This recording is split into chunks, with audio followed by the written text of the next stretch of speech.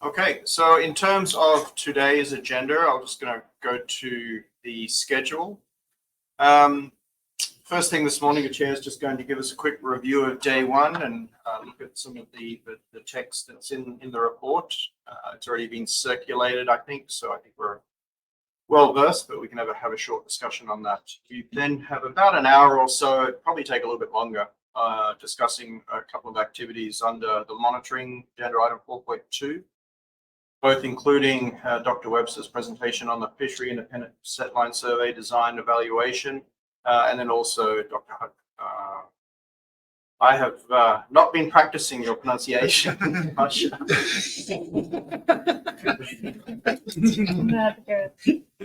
job. There we go. You're going to present on the age composition data. There's a presentation for us there as well, which is on the website under information paper 02. Following the tea break, we're actually going to break out of session and just work collaboratively with the board and various team members on a range of topics, and that's going to take pretty much the rest of the day. At some point, obviously, you can break, start in between the end of that collaborative session and finalize the report for day 2.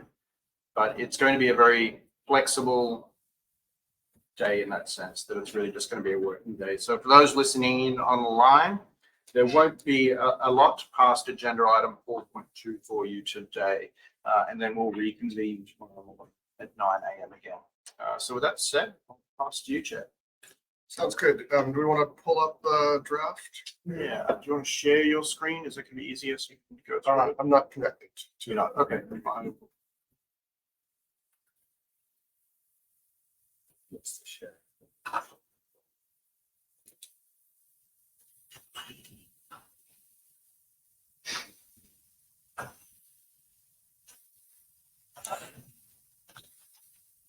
Let me get that up in section 3.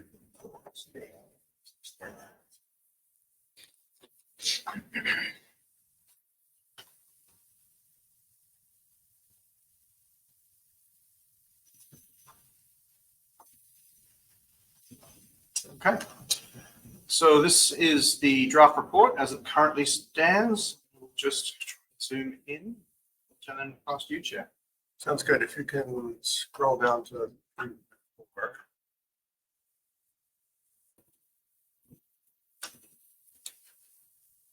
Great. So we just started with the observer updates. Thank you, Anne-Marie, for sending those. That was helpful.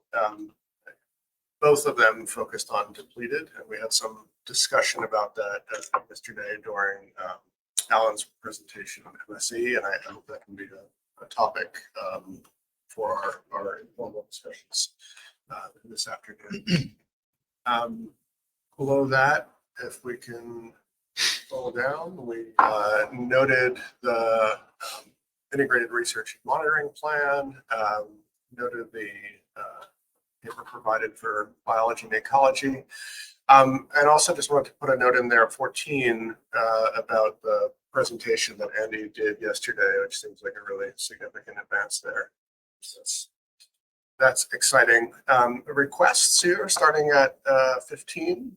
We talked about this yesterday, Colin, separating year and region effects on maturity ogives to try to understand what's really driving that variation that we see there, whether it's spatial redistribution through time or variation in environmental conditions across the whole stock.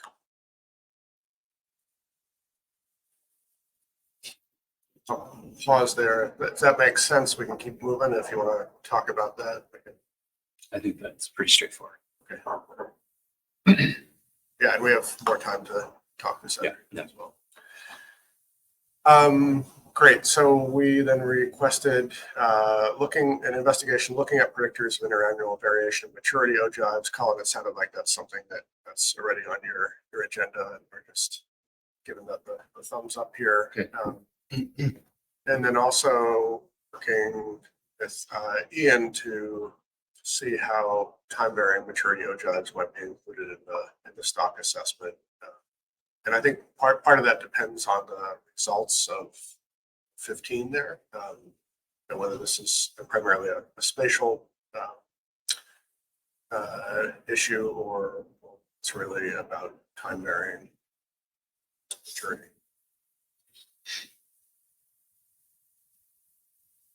Questions about that? And Mike, feel free to jump in if explain the way we talked about it. Okay, moving on then to 17. We talked about the epigenetic aging data and cross-validation. So I think it's at this point, it sounds like we're mostly just waiting for more data to come in on that. We were thinking that it would be useful to do kind of a matrix approach of cross-validation where you essentially take models developed on all but one region or all but 1 year and apply them sequentially to the left out years to test how robust they are to that kind of expansion. Ideally, you wouldn't have to develop new panels and models continuously. You'd be able to take the ones you have and apply them out into the future. Yep. But we don't yet have a good idea of whether that approach is robust. And it might also help us identify years where something different is happening, or years where the data are not representative and we can't really develop models based on those years. Mm-hmm.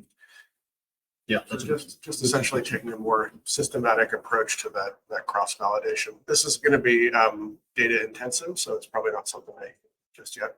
Okay. Great to have that as kind of the goal. And it sounds like that's kind of consistent with what you're thinking.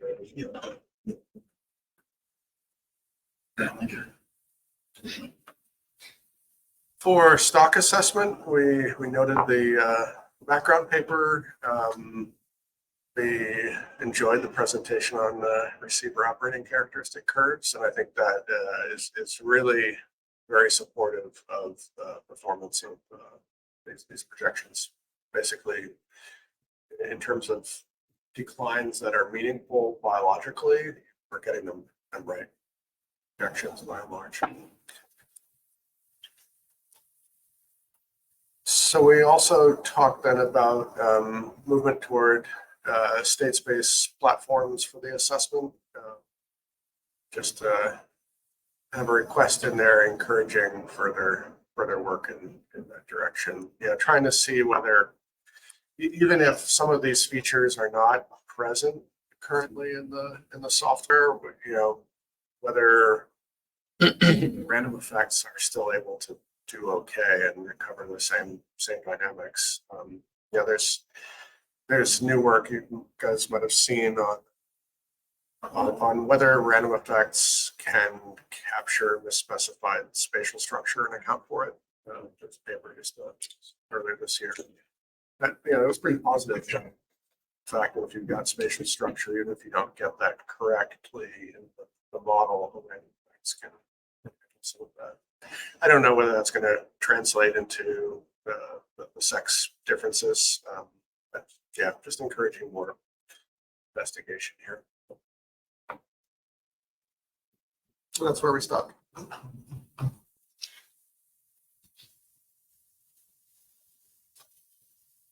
Okay. No additional questions or comments on the report. Anything from the servers online, the science advisors?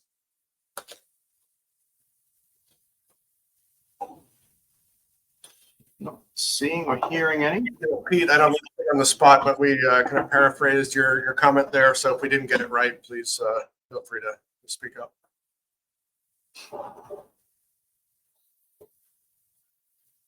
I'm sorry, was that directed towards me? Yeah, I just said, Pete, that if we didn't paraphrase your comment quite right, please feel free to speak up. Oh no, I thought that was done really well. And yeah, I'm with you on looking forward to seeing where Ian takes this and exploring new model configurations. Great, thank you. Okay. I think we can probably continue on then with the LSE presentation where we left off. Sure, thanks. That's presentation 08, please.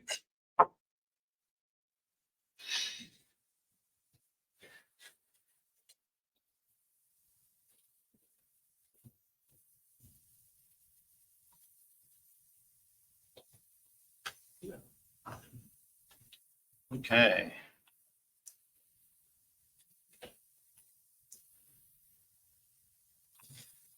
All right, well, I will continue on in the presentation. We ended talking about multiple control rules and thinking about, could we bring the depleted concept into the management procedure itself in some way? But continuing on, there's also quite a few additional elements of management procedures that especially the MSAB has been interested in investigating over the years. And so as an example, some of the things that we have investigated using the MSE framework is, of course, the fishing intensity. We've talked about constraints, so constraining the interannual variability or that change from year to year in the TCUI. We've investigated assessment frequency, conducting an assessment, say, every third year, and then having an empirical rule in the intervening years. FIS designs recently. We're due for another size limits analysis. We do one practically every 3 years. So I think it was been 4 now, isn't it? Yes, 2022. We actually investigated distribution procedures at distributing the TCUI. We had a number of potential procedures on the table and sort of got hung up in the objectives on that one. And then we've looked at the control rule when we first started doing the MSE work. So we've investigated a lot, and the MSAB has actually expressed interest in continuing investigation on a lot of these different elements. These are requests from MSAB 21. Last week, they've slightly modified these requests in the MSAB 22 report, but they're capturing the same sentiment. They really haven't changed a whole lot. But so some of the interest to the MSAB is, of course, different fishing intensities. A triennial assessment frequency with various empirical rules to set the TCUI in the intervening years. And most of those empirical rules have been related to the FIS outputs. And then control rules with triggers. So instead of a 30-20, changing the 30% to maybe a 40 or a different level, and just seeing how that control rule on relative spawning biomass responds if the ramp is at different locations or begins at different locations.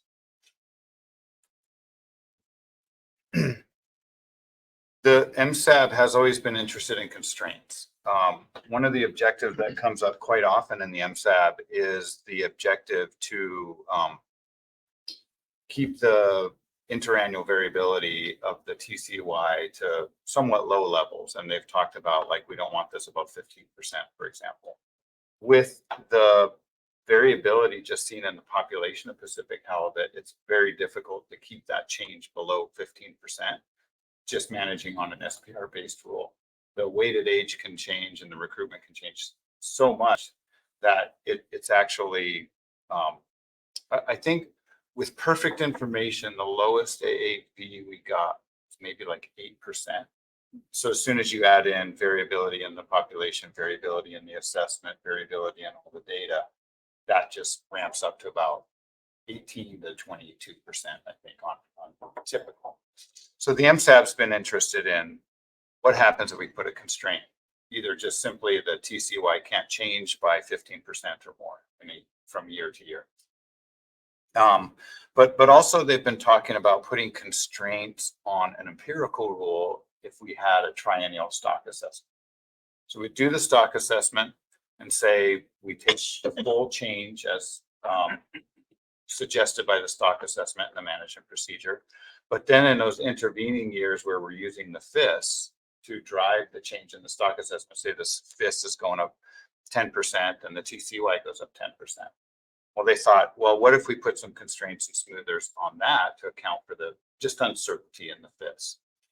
So we talked about 3-year rolling average, whether those constraints are applied to those non-assessment years or the years with the assessment, phased in approach, so bringing in a change more slowly in some way, or actually incorporating other sources of information such as the fishery CPUE, or actually looking at the FIS WPUE as it compares to the assessment to see if it's declining faster and we should take bigger cuts. So we're starting that conversation with the MSAB on getting some specifics to that, and we'll work on that in this next year or two. Alan, I'll just mention that Mike and I had a lot of discussion about this last week at the Atlantic SSC meeting, because they're preparing for doing more, relying more on deliverables. Okay. So we've got some ideas from that discussion that we could essentially, where we landed is something like iSmooth. That was used Is that an Apple product? Starting with an I? It's basically doing just a recent trend from the survey index, applying that to the catch limits. Yeah. And so it's a really straightforward. and then Yeah. taking some fraction of that change. So like if the Oh, okay. trend is 10%, you might take 3%. Oh, okay. change. Yeah. There's different ways we've been thinking about it. So Cool. Well, I look forward to learning more about that, and then we can bring that in here. That would be great. Is the driver for that an expected reduction in assessment frequency? not expected. Already? And so, Some of those places are on a pretty long schedule already. yeah, Mid-Atlantic is actually on a pretty actually good schedule compared to some of the other regions that have more stocks. So we have the fewest stocks. We have the most states as part of the Oh, council, but the fewest stocks under management. And so it means they can get to the. But we're still talking about assessments like every 3 years. yeah. Yeah, I suspect they're gonna go to 5 to 7. I mean, we have been having assessments every 2 years. Is what it's been.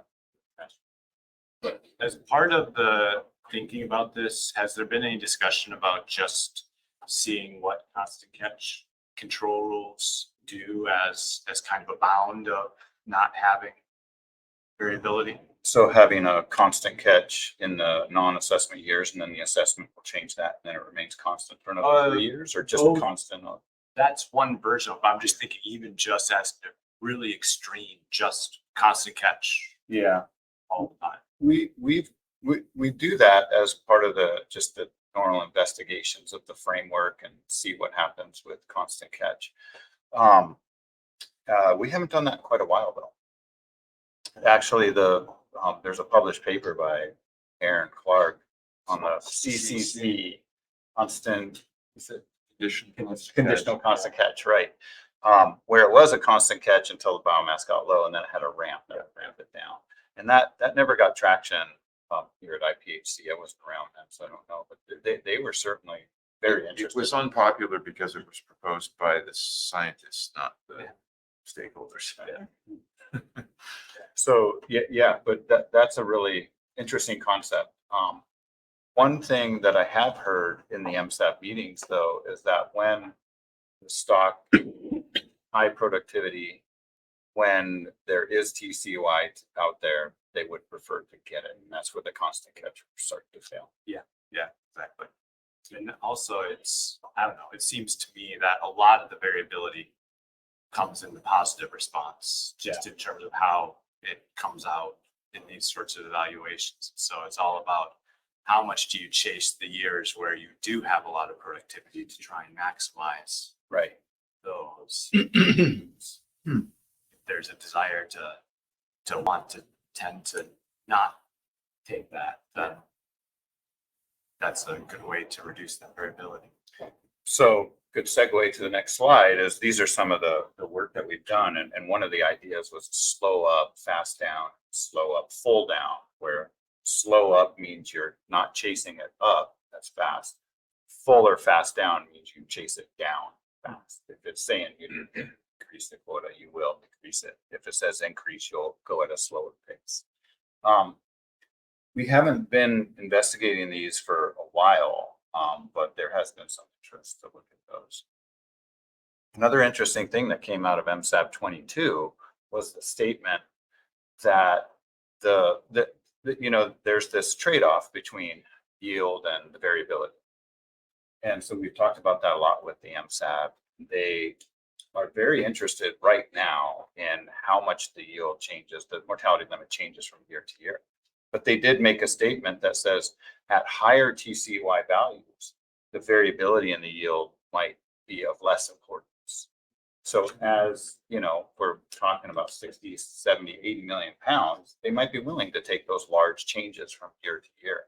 But when we're down at 30 million pounds, going from 30 to 35 is a big difference, or going from 35 to 30 could be a huge impact.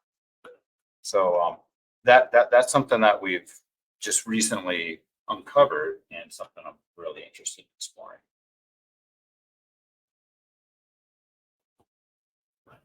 Okay, so constraints and all those elements, we're just working on those. We're going to focus on the fishing intensity first, just to get that, and then start bringing in these other elements to the analysis. Another item that we're very interested in doing, because it hasn't been done since 2019, is to update the estimates of our reference points, meaning the MSY and MEY-based reference points. We did this analysis in 2019, which was actually a really fun and great and expansive analysis. We did multiple models and looked at all these things, different productivity regimes. I really enjoyed that, but I think it's time to redo that. We've had a lot of updates to our knowledge on Pacific halibut since then, updates on knowledge of mortality, natural mortality, for example, maturity curve, and other things. So it's time to redo that. We now have a new conditioned operating model. So we want to repeat this analysis just to ensure that the harvest strategy policy is reflecting our best knowledge on what MSY and MEY-based reference points are. And this is important because one of the objectives, the fishery objective, to be at or above our relative spawning biomass, is based on an MEY concept, which is based on MSY concept. And then in the decision table, we do report a MSY level of fishing intensity associated with the fishing intensity. This is sort of an upper bound for the commission to consider. It's officially the overfishing limit now. Yeah, and that's true. Yeah, the SRB. Now the IPHC is adopted. Yeah, right. So it is defined as the overfishing limit, the FMSY proxy. So I think it's worthwhile to redo that. Given all the things that you have changing in the stock, how are you thinking about that as kind of a equilibrium rate? So doing that, integrating over all these different, all the high and low productivity regimes, but also doing it for very specific productivity regimes. That changes across productivity regimes. What we found in 2019 was that the relative rates, like the SPR, which is has a denominator, the relative spawning biomass, were somewhat insensitive to the productivity regimes in halibut. They changed very slightly. Like the SPR was like 34 or 35 or 33, something like that %. But of course, then the absolute biomass is changing all over, as you would expect. But we found that the rates were actually somewhat robust to these different productivity regimes. So that's really where I want to go on this. What with this amount of variability in the population, just inherent variability, what does that mean for these MSY based reference points, and how can we best manage with those?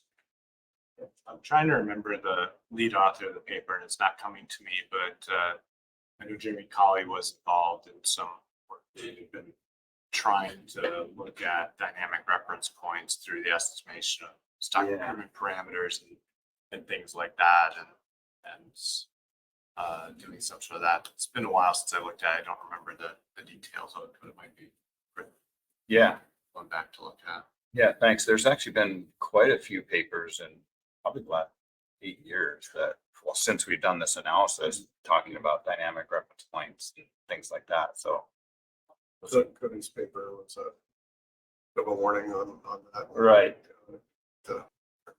Yeah. And so I do want to investigate that. That's something we're very interested in, see if we can repeat that type of analysis. There was one I saw the title of just the other day. It just came out. But yeah, it's pretty hot topic. So I'm very excited to get into this realm of the work, but sort of holding off right now. Cody's paper was pretty specific to changes in M, as they would affect an F proxy, an M-based F proxy. Yeah. I think that's kind of a special case, is you're adjusting your F based on changes in M, where I don't think that's a general result across all biological variability. They were not thinking of the same paper. He was also looking at biomass. But I think his result was being driven by the fact that there's an FMSY proxy. And if M goes up, then your F proxy as a fraction M goes up, so you fish the stock harder. But I don't know that I don't know it's quite as general a result as if. Sure. I'm not convinced. Yeah, we'll see what we find. Yeah, and that's what's great. We have the tools to do that work for Pacific Outlet and see if we can find those similar results or finding a different way to manage the stock to mitigate those risks. Yeah, there's a lot of concern about that, so we're pretty interested in the spiral down.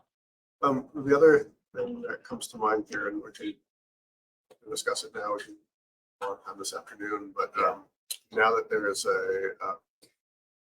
an F limit reference point, SWI reference Right. point adopted, some risk-based levels policies could be evaluated, something like the approaches that are elsewhere, where you have a target risk of overfishing that varies depending on the biomass. Except higher risk of overfishing, the biomass is high, Right. either absolute or relative. Either one. But you don't want to risk overfishing when the biomass is getting lower. And so that's something we added in this year's process for the first time because the harvest policy was adopted after December. We added to the decision table an additional row, which is the probability that the harvest level that's set would exceed that. Great. So that would exceed the harvest associated with the overfishing, right, for that particular year. So Yeah. that they're already, that information's already at That's P star. So yeah. It is. We don't have a specified policy. Yep, obviously, right. but they can see that information. We actually added that after the interim meeting and before the annual meeting this year, because that's now on board. So I think that was a good step forward to start them thinking about that and having that information at their fingertips. I think that's had some benefits in the Mid-Atlantic where it's used. I mean, it gets everybody talking about uncertainty and risk, which is great. And it's focused just on point estimates. Yep. What's amazing about that is the MSAB actually identified that. They realized that was the case. They brought it up at our information meeting and says, look, you've now defined overfishing limit as an estimated quantity. There's uncertainty associated with that. And they requested this type of information. Great. Yeah, it's really neat. I love it when that happens. Yeah, in terms of some of that exploration, there is a mapping at least if you have simple things about constant uncertainty and stuff like that, there's a very simple mapping between some of our regular harvest control rules and what like P star ones come out with. And so there's, as you're thinking about that, just think about how similar if you're going to, so you don't do a whole bunch of extra work that ends up just replicating something else that you're already doing.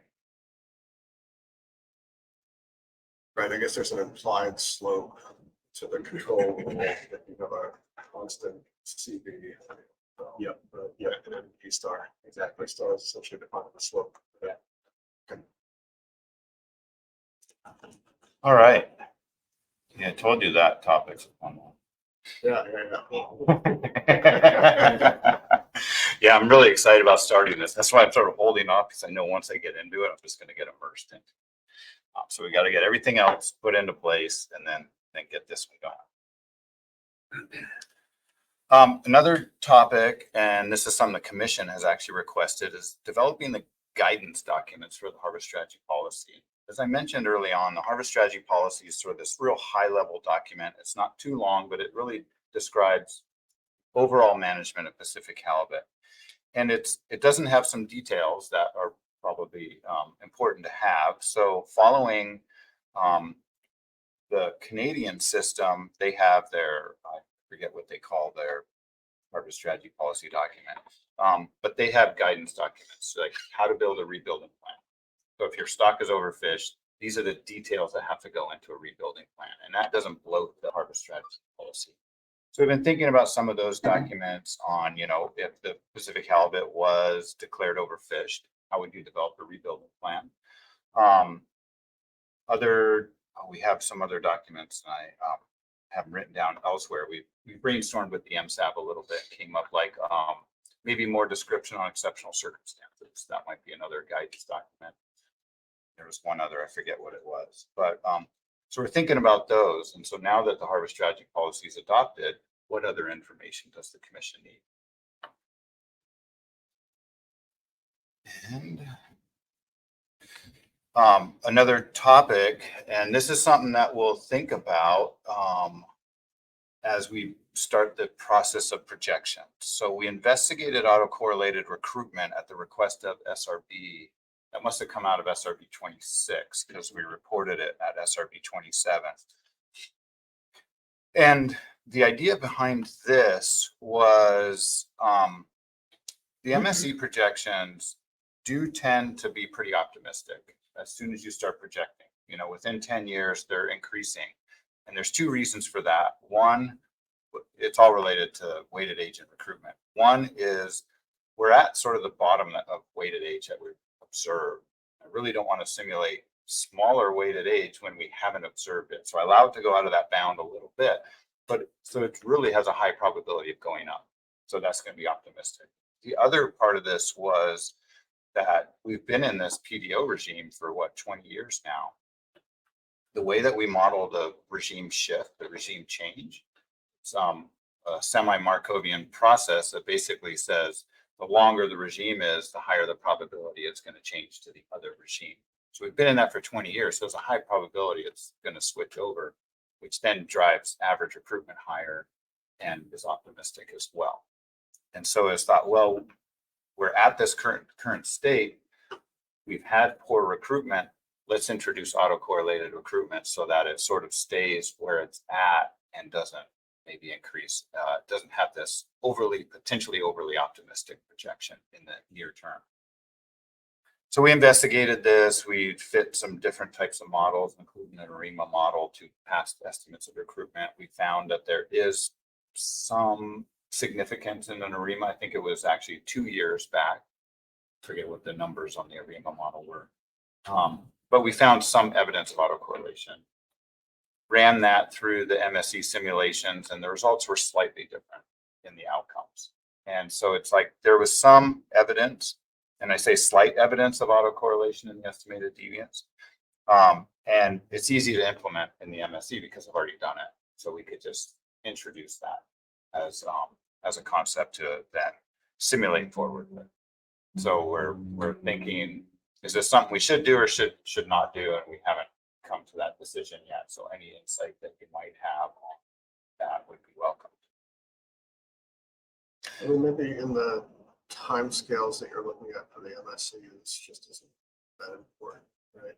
I mean, it seems like it's something that could be important at timescales, sort of in between the 3-year stock assessment projection, where it doesn't matter if it's too short, they don't recruit good, and like a 50-year MSE timeline where it's too long for that to matter anyway. But for like 5 to 10-year projections, are some of our objectives that the commission and the MSAT wanted reported are 4 to 13 years.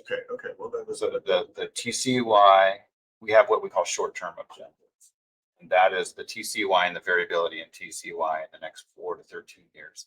We also have medium-term objectives, which we report sometimes, but not that often. That's 14 to 23 years in the projections. And we have long-term, which is, 67 years into the future, trying to get to that equilibrium. So I think it does have an impact on those short-term objectives, which might be important. Yeah, just one caution kind of from some of our experience with doing trying to include this autocorrelation into projections is if you're doing things like an AR1 process or something like that, it's going to experience mean reversion. So anytime you're at a low point, it's always going to say on average, it's expecting you're going to go up. So it's not going to solve the problems you were just describing. And so in terms of this is a solution to it, this wouldn't be where I would put my eggs in terms of trying to go for it. I would be more thinking about hypotheses for drivers, and if you have other information that might forecast those drivers, and then trying to build that into some forecast scenarios.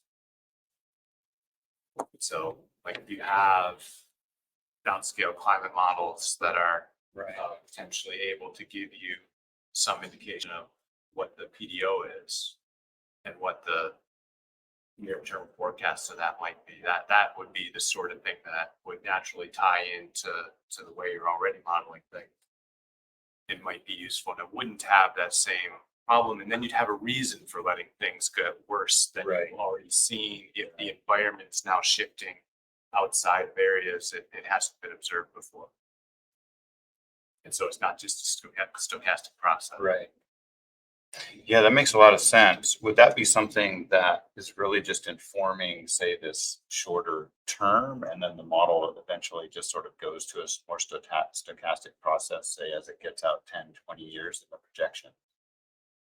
Or would we try to really drive this with a 60-year climate model or something? In terms of the pure MSE side, I would be thinking of driving the climate model. For actual projections for like a risk table for management, don't know what I would recommend for that. That's a tricky question. I haven't had to actually do that before. It would be something where I'd want to play with it first just to see what it actually looks like and try and get a better feel for how solid the information is for those forecasts, as well as just trying and understand what it might mean with the way you're currently simulating population dynamics. It's like that. Yeah, because we've really been trying to integrate over that uncertainty rather than drive a forecast of what could happen in the future. That's why we really haven't moved towards these specific climate modeling and specific scenarios. Yeah, I think it becomes increasingly important as we think we're going to be seeing the ecosystem in novel states. Right. That's the how do you model things you've never seen before, and now you're in a tough spot. Yeah. Well, everybody's in the same tough spot, but Yeah. Yeah. All right, great. Those are great insights. Yeah, I'll take that into consideration. Okay, the last item on this is just, and I typically put this on all of my MSE work plans. And that is to update objectives and performance metrics. I'm always thinking about this in the back of my mind, and I want them to be relevant. Not only the objectives, which can be challenging, but what we're reporting out in the actual metrics. And so we have this tool online. It's a shiny app we call MSE Explorer, and it basically allows anybody to go in and collate the results of the simulations and see the results in the table, so they can just pick and choose. So they're not running MSE simulations, but they're looking at the results in different ways. And in that tool, I think we have about 200 different performance metrics. Not all of them are associated with objectives, but they're, a lot of them are area based. And so that's, a lot, just they add up quickly. But, different people want to look at different things. So we just want to revisit these performance metrics, especially now that we're talking about absolute spawning biomass, depleted, and potentially even numbers of fish out there. And so the SRB actually made a recommendation at the last SRB to consider some fishery performance indicators that represent metrics directly observable by stakeholders, such as fishery CPUE. And so we had a discussion with the MSAB about this, and it probably on me, I mentioned the term area, and that caused a lot of discussion, an hour and a half of discussion, because anytime we bring up area, that becomes a very challenging discussion of what objectives are in each area, how they differ among areas. We talked about sectors and how those differ, and it's just a very difficult conversation to open up right now.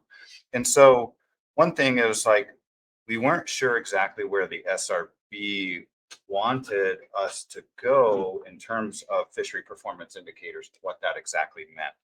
So the MSAB actually made a request, and I'll read it out.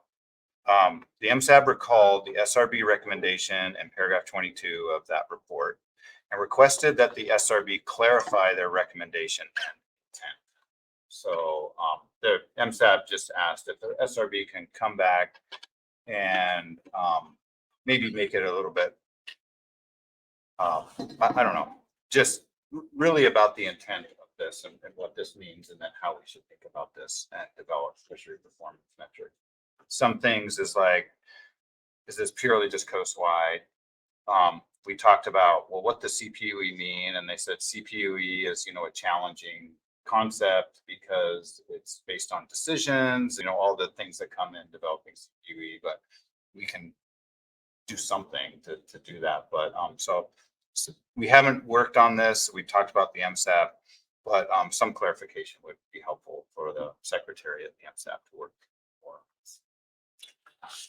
Great. Yeah, I'm trying to remember back to that. I can look at my notes. Yeah. So, but I think the idea was not that you'd be evaluating different harvest strategy policies with respect to these performance indicators, but that having them would give you some expectation of how this would feel to stakeholders who don't experience the FIS, WP. Yeah, Right. Right. So what does this mean for recreational catch rates or average size? And that was actually where it became complicated, because once we started talking about sector specific, I think that becomes, it's hard to describe, but whenever we talk about objectives, it's like, how do we talk about objectives such that it doesn't lean towards one sector, or you're not providing more information for one versus the other. And so we weren't thinking about this in terms of Right. objectives, just in measurable indicators. Not that you would manage for this, Right. but if you're managing for this harvest strategy policy, here's what the implications might look like for Yep. for And these metrics. we talked about that as well. So the conversation, it was a very interesting conversation. And so one thing I did mention is, like, look, we can have area specific performance metrics, still be thinking about this as a coastwide management system, but we see how it trickles down to the area specific results. Yep. And there was still a lot of concern among stakeholders about that. Yeah. So, I mean, I guess that's tricky because the harvest strategy policy quite explicitly doesn't have allocation It doesn't. in there. So predicting out what it means for the areas. Yes. Right? Yeah. The harvest strategy policy is silent on that topic, right? And we, in the MSC simulations, we just sampled from past allocations. We do like the last 10 years of allocations, and then we just randomly sample a year and use those proportions. That makes sense. So that's Yeah. not very conservative. And so it was like,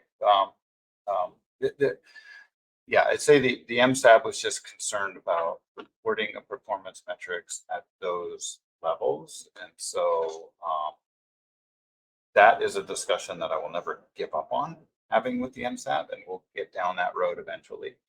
But it is something that is a topic that we approach with caution at this point in time, especially with the direction from the commission that they determine distribution. Yeah, I can't speak to what last year's panel wanted with this, but we've used ones like this in a MSC that we did for oysters, and it actually had a bioeconomic model that was driving fisher behavior as part of it. And it was basically that our stakeholders that were part of the process said, well, we need to be able to catch X amount per day in order to make a living. And so it was an important metric for them. And it was also a spatial MSC. And so the concern was, are all the benefits really being concentrated in just one area? Or is this they wanted it to be a widely distributed fishery? And that was one of the overarching goals. So that's where I would think a performance metric like this, that's what it can give you. It can say, if it's unacceptable that a harvest policy leads to a specific region's fishery performing poorly, and you should probably want to know if the policy you might be pursuing would lead to that, this sort of metric would give you some sort of indication of that. And then if there is anything that the fishery is thinking about, oh, if under these conditions, if I can't catch X amount of halibut per trip, but I'm going to have to go do something else. Right. Then that could be something that's important, especially if there's divergence among ways of managing the fishery that lead to differences in outcomes. Right. Of that. Right. I would expect it to be relatively stable, though, but. And those are the very challenging conversations to have with Pacific halibut being, we have 8 different regulatory areas. There's domestic management that actually determines how it's divided among the sectors. So IPHC is not involved with that, but we're aware of that. And there are very different objectives, I think, between the sectors. So having those conversations becomes challenging. We've had them in the MSAB, and like I said, I'm never going to give up on those. But even defining a minimum TCY in each regulatory area we've tried that, and they can't come up with it. There's still a lot of diversity within an area, I guess, is where the challenge comes in. And there's 2 countries involved. There's a lot of different aspects that you have to think across the different areas. So it's a challenge, but we won't give up on it. We've done some with rec commercial too, I think, and something we did at King Mackerel a long time ago. Trying to push that, catch per trip for recreational. The anglers thought it was useful for it, but a lot of our explorations around that were, okay, what happens if we change bag limits and size limits in certain ways? Right. Which that was kind of the core question of it. Yeah. So, and we can continue talking about this, but it's fishery performance indicators is challenging, I think, because of the diversity. And even within the commercial fleet, you'll hear people say, well, some people CPUE might not be an issue at this low biomass because they know that they can maintain their business where others are concerned that they're not. So I think the objectives are just very different, highly variable across. My response will be, look at the metrics that matter for you. Exactly. And that's where I'm at. It's like, I'll report 300, 400, 500 metrics and identify the ones that are important to you, but there's still a lot of concern about what is reported and what that can lead to. So. Well, I mean, I guess I don't feel like we need to push this on the MSAB if this is not useful to them. Like they have a better idea of what's useful to them than we do. And I think the SRB's motivation for this recommendation was to produce things that will be useful to them. So they can make that call. So, That's a good point. so I think in terms of clarification, we can write something in the clarifying, but I think this is mostly not about a Yeah. misunderstanding. It's just that we thought this would be useful and they think it'll be contentious. And, And you they know, have a better idea about Yeah. that than we do, for sure. and I think even a statement like that, leave this up to the MSAP. Yeah, okay. I think that would be great. All right. Thanks for that. It's always good to have those discussions. So that's it. This is the summary of the MSC work plan. We're obviously going to be busy for a while.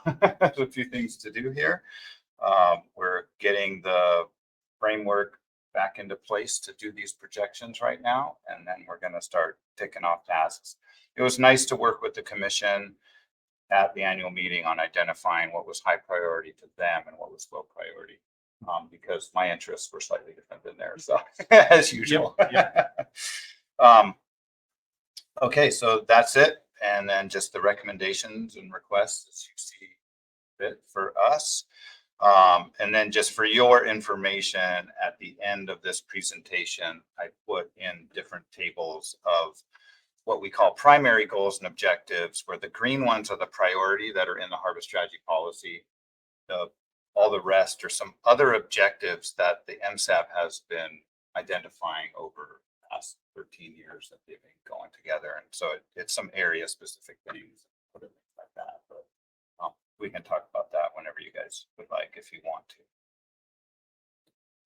That's it for me. Thanks for putting up with me for so many hours. Just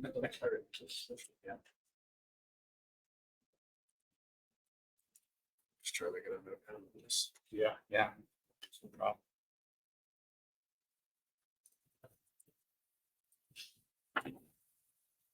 Has there been any discussion about trying to include any of the fishery economics into the MSC?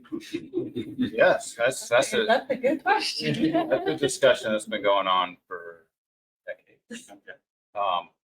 And even if you talk to Pat Sullivan, what was Pat Sullivan say? It was up to commissions. The commissioners will do the economics. When he was working here, like the commissioner says, we'll handle the economics. You guys do the science.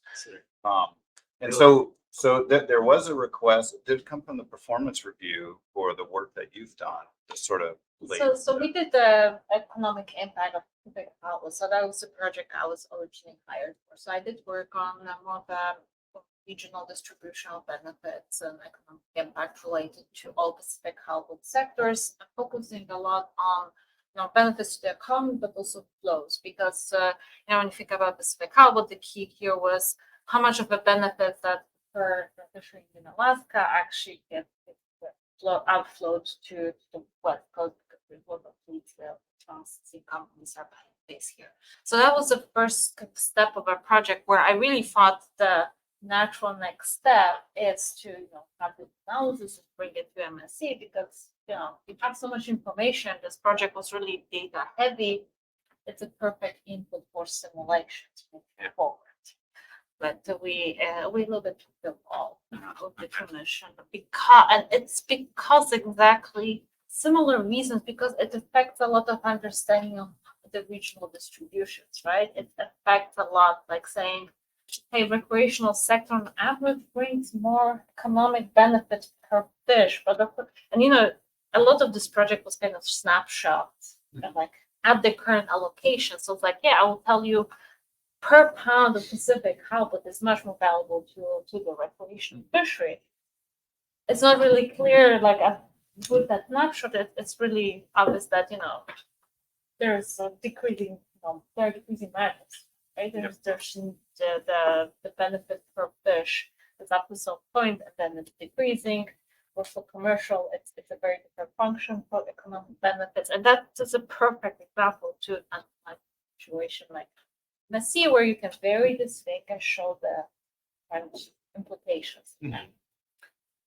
But yeah, as I said, Goes deeper. it's and there's a lot of kind of we can do it in one. Let's continue this in the offline collaborative session. We're just a little bit behind, like half an hour behind the Yep. schedule. Next on the agenda is the VIS. So you ready? I don't have any tools to You this. can use mine. Usually they keyboard or something. So and I'll be, Okay. I think it's on the connection. You can either press things or even use the arrow keys.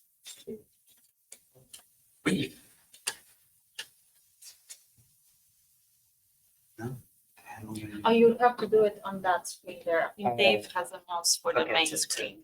Oh, To make that. Well, I guess it doesn't. doesn't matter. You want to That's just fine. use the keyboard That's here, fine. mouse? No, you wanted to increase the main screen. Right. But is that how everyone? Oh, if you just click on that, Yeah. yeah. There you go. Okay. I'll have to come back.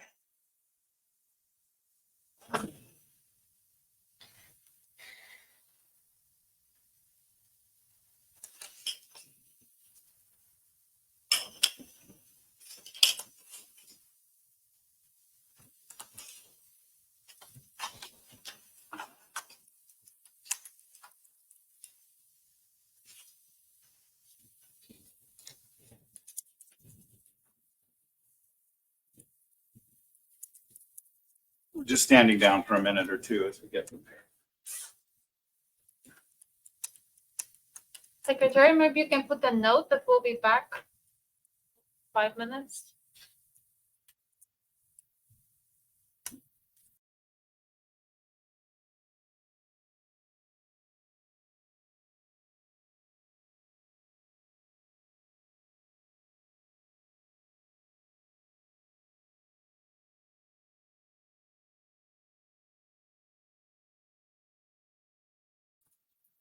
All right, we're back on.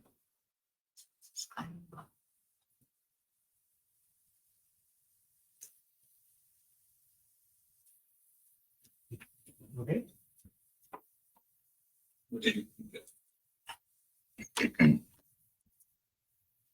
All right. For those listening online, I'm Red Webster, physician at the IPHC, and I'll be presenting a fairly short presentation on FIS design evaluation with a focus in 2027 FIS, but also looking at years ahead to see how these designs play out. Start with some background material.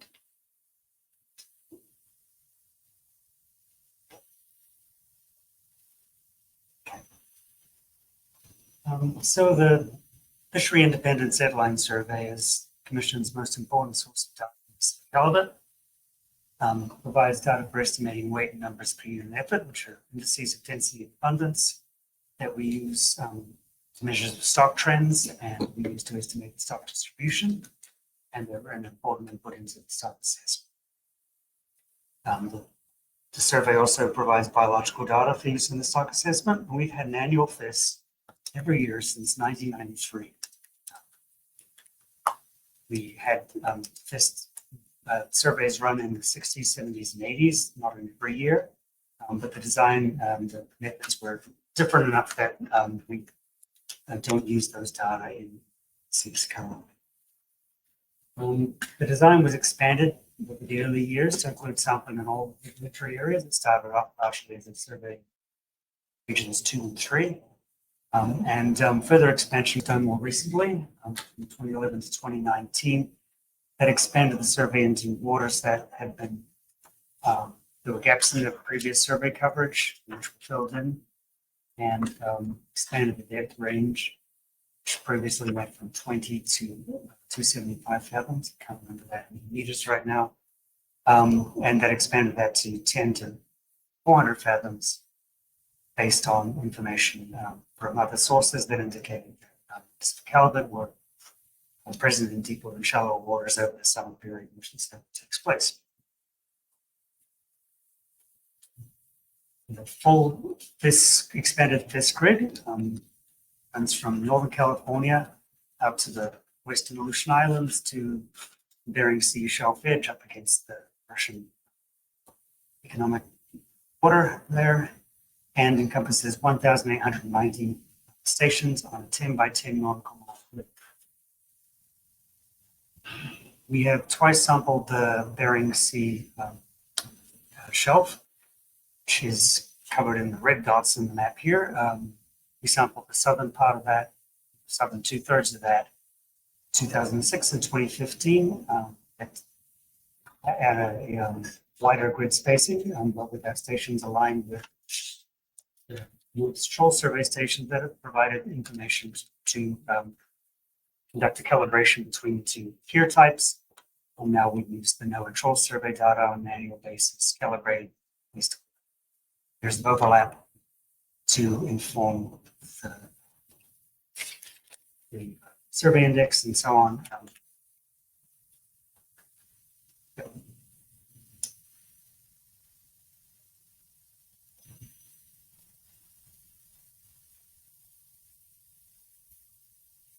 So in recent years, that's has been discussed, and we've had survey reductions relative to what we had in the start prior to 2020. So this map shows the survey footprint going back over time, with the most recent years highlighted in brighter colors. So the yellow represents the survey that we conducted in 2025. Orange represents stations that were last fished 2 years prior, and so on.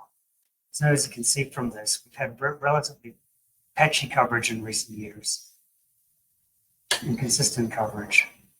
We have a lot of area regions 2 and 3 with the brighter colors, yellow and oranges. So they've been sampled fairly well over the last 3 years.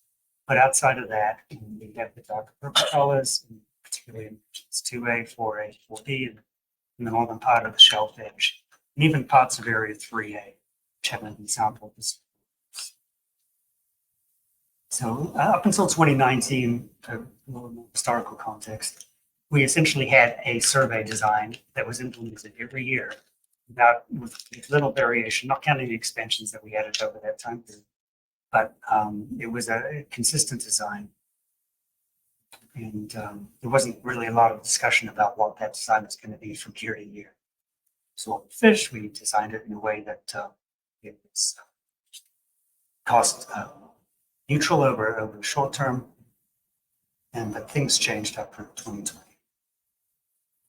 Things changed in 2020. We'll come back to that in a moment. So the design, we have some objectives and corresponding design layers that guide how we develop designs for each year. Primary objective is scientific, sampling of caliber for stock assessment and distribution estimation.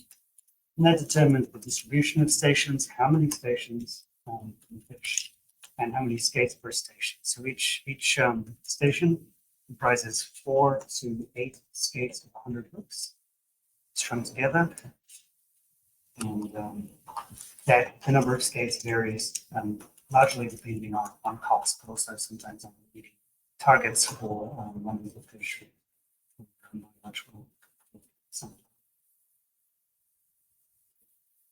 And the secondary objective, which was modified a couple of years ago, is cost effectiveness without compromising scientific integrity. It's a little bit vague, but it's based on balancing scientific needs with their ability to fund the survey.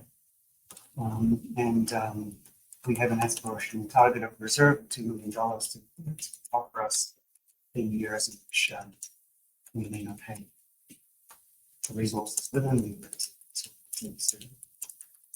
And we have tertiary targets, minimizing removals, assisting others with feasible on cost recovery basis from with other agencies on the survey, which they compensate us. And sometimes there are decisions beyond the base survey that IPHC might make. For example, advocates in 2A that may want to expand the design there because of local needs for information and mission. It's kind of very technical. The annual timeline for this essentially spans the entire year for developing designs, reviewing designs, undertaking the analyses to understand the designs, But think of it as starting in the spring period following the annual meeting, which takes place generally in January. And so we'll prepare a new set of designs or revised set of designs based on what comes on the outcomes of the meeting cycle that's just been completed, and also based on previous year's design and how close that was to what we hoped for scientifically. And so we'll generally prepare designs for the next 3 to 5 years. Commissioners have been interested in seeing a 5-year period. Had been doing a 3-year design prior to recent years. The SRB generally reviews this in June. This year it's in May. And we provide preliminary, in the last couple of years, we provided preliminary cost estimates. Initially, we've been providing the SRB with our sort of scientifically desired design, and commissioners expressed a wish that you see designs that perhaps more likely to be implemented based on cost constraints. And so even though costs are really preliminary this time of the year, we really get a much better handle on prices might be and what the cost of the survey, fuel, and so on. Once the survey has been completed in the summer, for informing next year, but so these are very preliminary values, but we're giving you a short consultation. And it gives you a first chance to comment when we have designs and alternatives that are perhaps not optimal from the scientific perspective. And so based on your feedback and back and forth with the commissioners, we made some modifications of designs, proposed alternative designs. Last couple of years, we've had a sequence of designs ranging from the one for scientific needs to the one that's close to cost neutral. And recent years, that's pretty thin. So we have a bunch of intermediate designs. If commissioners decide to kind of find, if they're able to find greater resources,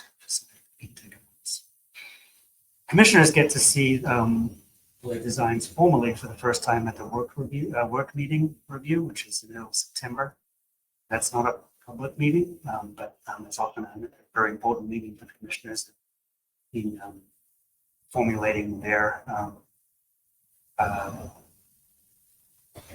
views on where we're going to go with the coming year.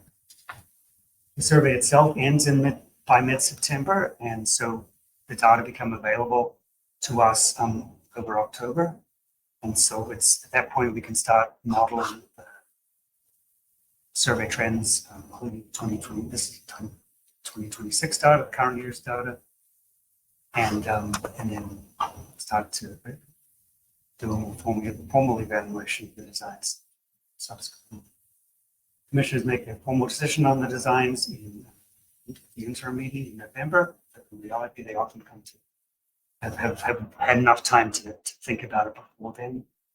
The Research Advisory Board, which is a group of industry advisors, meet at the end of November, have a chance to weigh in on the designs prior to the commission decision.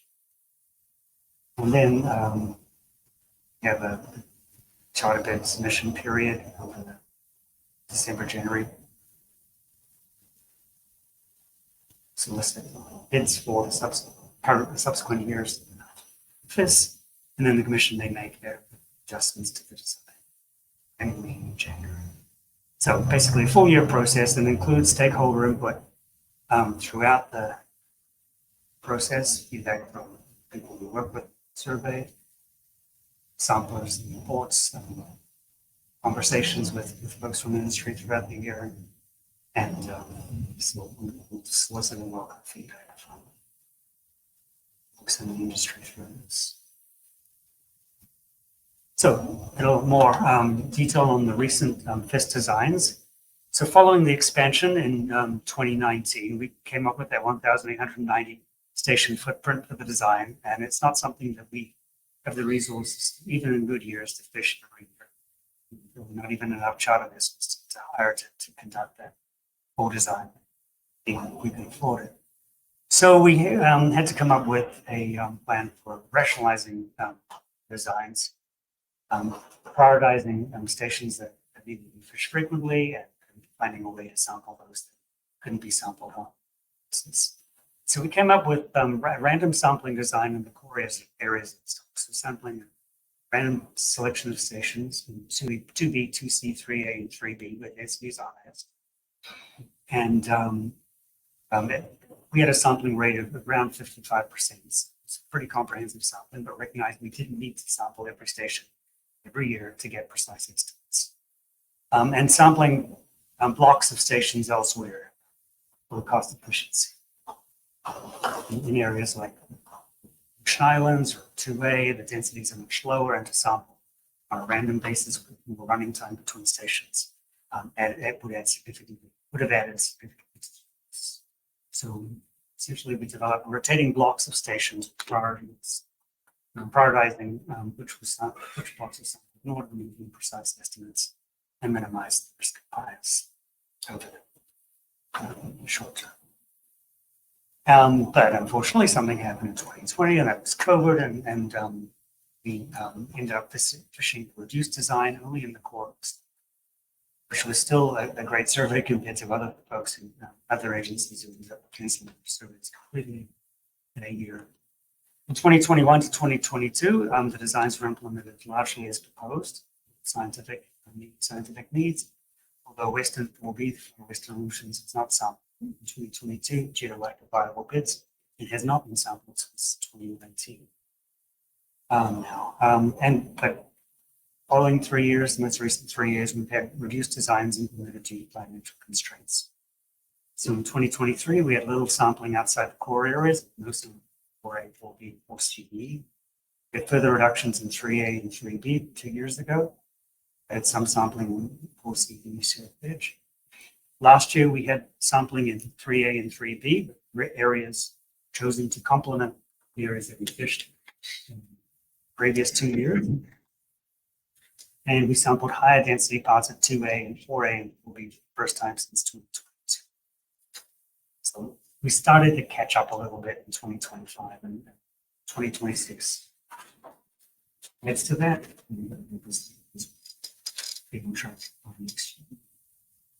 so this is the adopted design for 2026, and you can see that coverage is essentially comprehensive in 2B and 2C.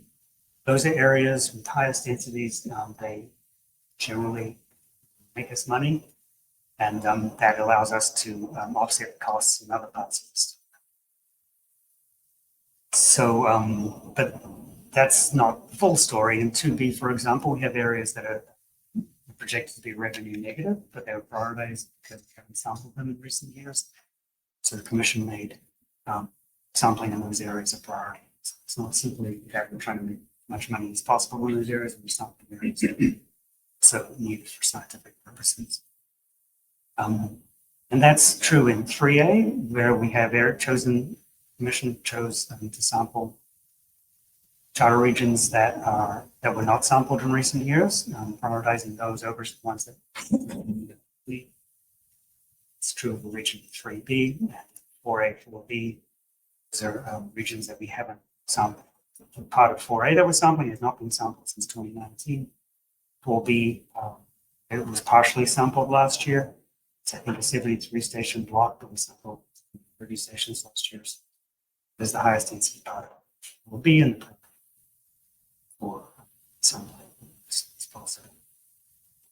So it complements the 2025 design by including 10 charter regions not sampled last year. So putting the last year's design and this year's design together have quite extensive coverage.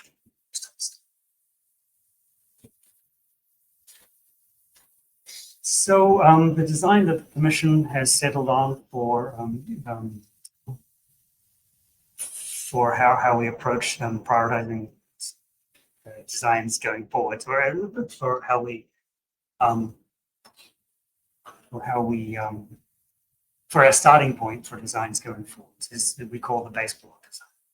It's considered optimal in terms of balancing scientific needs and cost effectiveness. So rather than the random sampling that we had in the early years of the rationalized design years ago, As we saw in the 2026 design, all sampling is conducted with blocks for operational efficiency, reduces running time between stations, and makes designs presented more cost effective. We prioritize some annual sampling in each biological region for stock assessment purposes. Ensures all charter regions in the core of the stock, 2B, 2C, 3A, and 3B, are sampled over a 3-year period. And in most of that 2-year period. Coverage in other areas is prioritized to minimize bias potential and maintain relatively precise estimates. Much like we had with the measuring business. Sample blocks, charter regions, and the core of the stock are rotated over time. And the Commission has noted that the use of the base block design will be the focus of future planning and annual fiscal proposals for the Secretary. This is what it looks like over a 3-year window. So 2027 design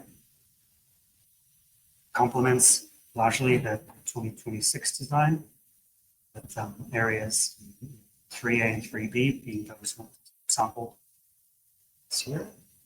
We are optimistically putting in the Western Aleutians and 4B again, noting it has not been sampled since 2019, but expecting great challenges of getting anyone want fish out there. Again, we've got the Southern Bering Sea shelf edge.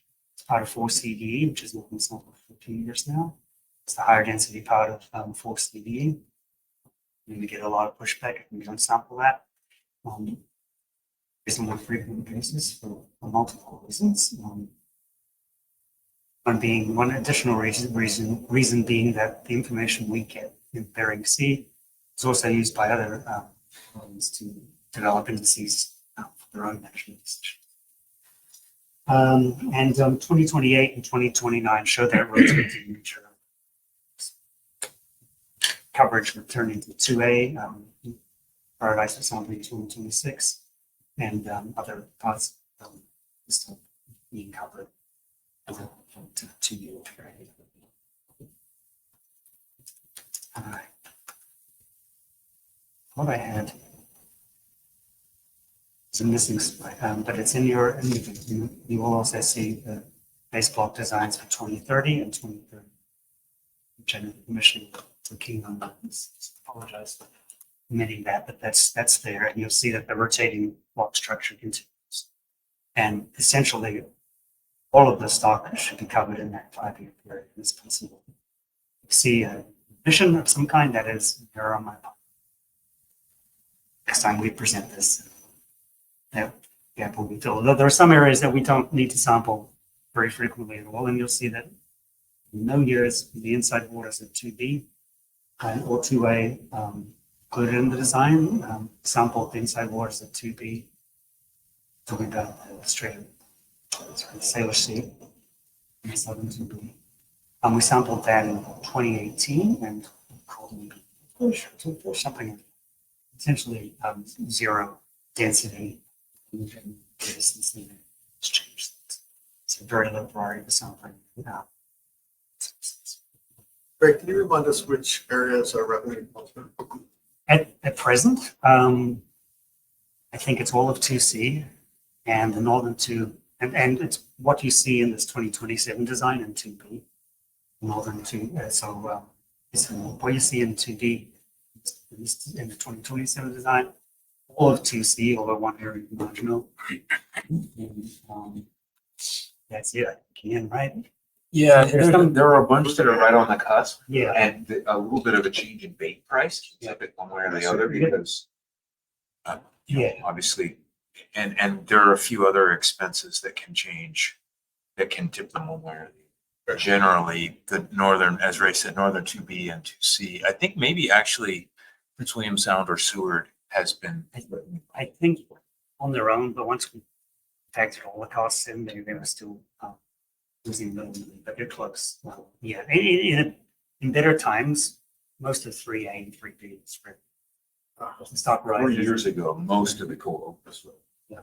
So a lot of areas are like just under.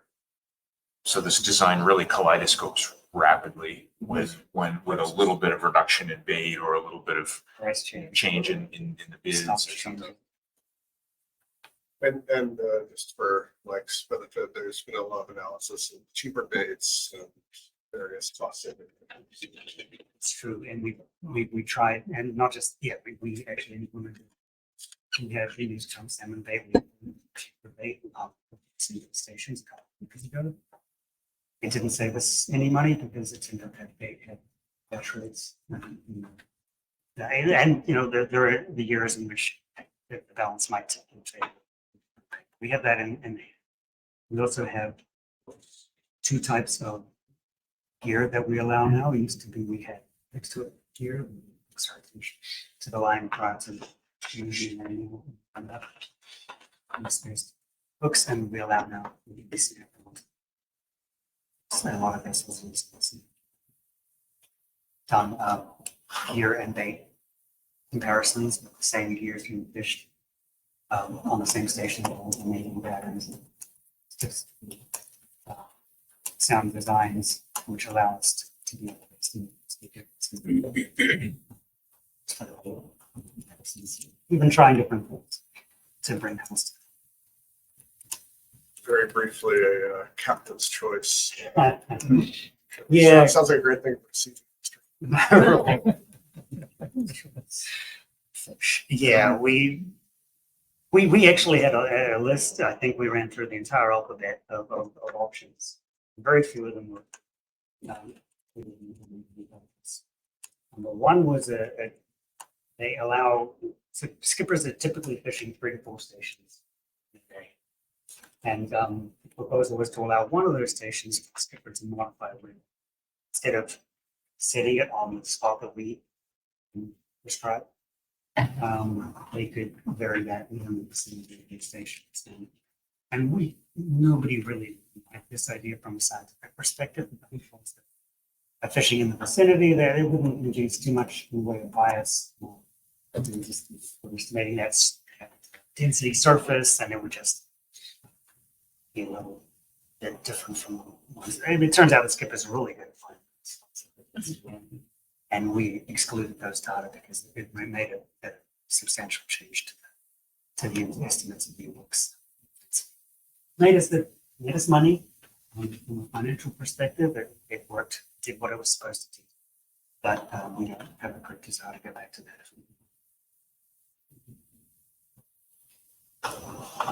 Okay, and we estimate project coefficients of variation for how many years based. So we use space-time modeling, which is, I'm not focused on this report. I'll talk more about that in September. But to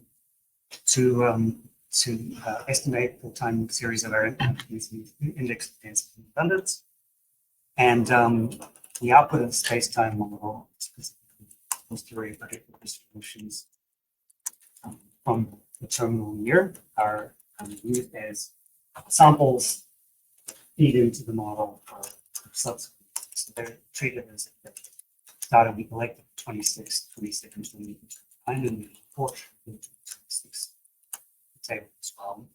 It's something that's not within the control of this. And so we then estimate projected coefficients of variation from that, and these have done quite well in terms of lining up what ultimately coefficients of variation look like when we get them. Very consistent with the realized coefficients of variation. So we've had a historical target range of coefficient of variation for each regulatory area of 15%. And that was based on maintaining the quality of the data in the historical time series. We almost always had in the last 20 years CVs of 15% or less for each regulatory area. Now, with the rationalized designs and difficulty in fishing some of these areas in the ends of the stock is comprehensively like the commission has relaxed that target range to 25% regulatory area. So we're projecting in 2027 that close to that in 2A. It's maybe a design. We really want to get back 24%, and 4A and 4B, but otherwise, and at a larger management unit, doing much better. Generally, CVs of less than 10% by region and coastwide. If we implement the baseline design.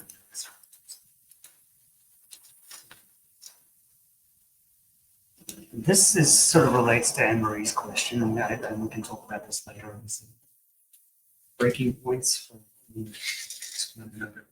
respect to stock assessment, but I note that we looked at variation in time trends a couple of years ago. Certainly, we calculated the estimated change from 1 year to the next in the estimated biomass indices and over a 3-year period, and change from over 3 years of 15% in the index is not unusual. It happens quite frequently. So you get large changes over a small period of time. So if you're not monitoring those changes, they accumulate, and it doesn't answer the question of when it breaks, but an example would be 4B, where we haven't sampled much over several years, and you see the CVs increasing, and the chance of a large change that we hadn't seen had increased a lot. And so at that point, we can say we don't really know what's going on. We have a sample of 3 or 4 years.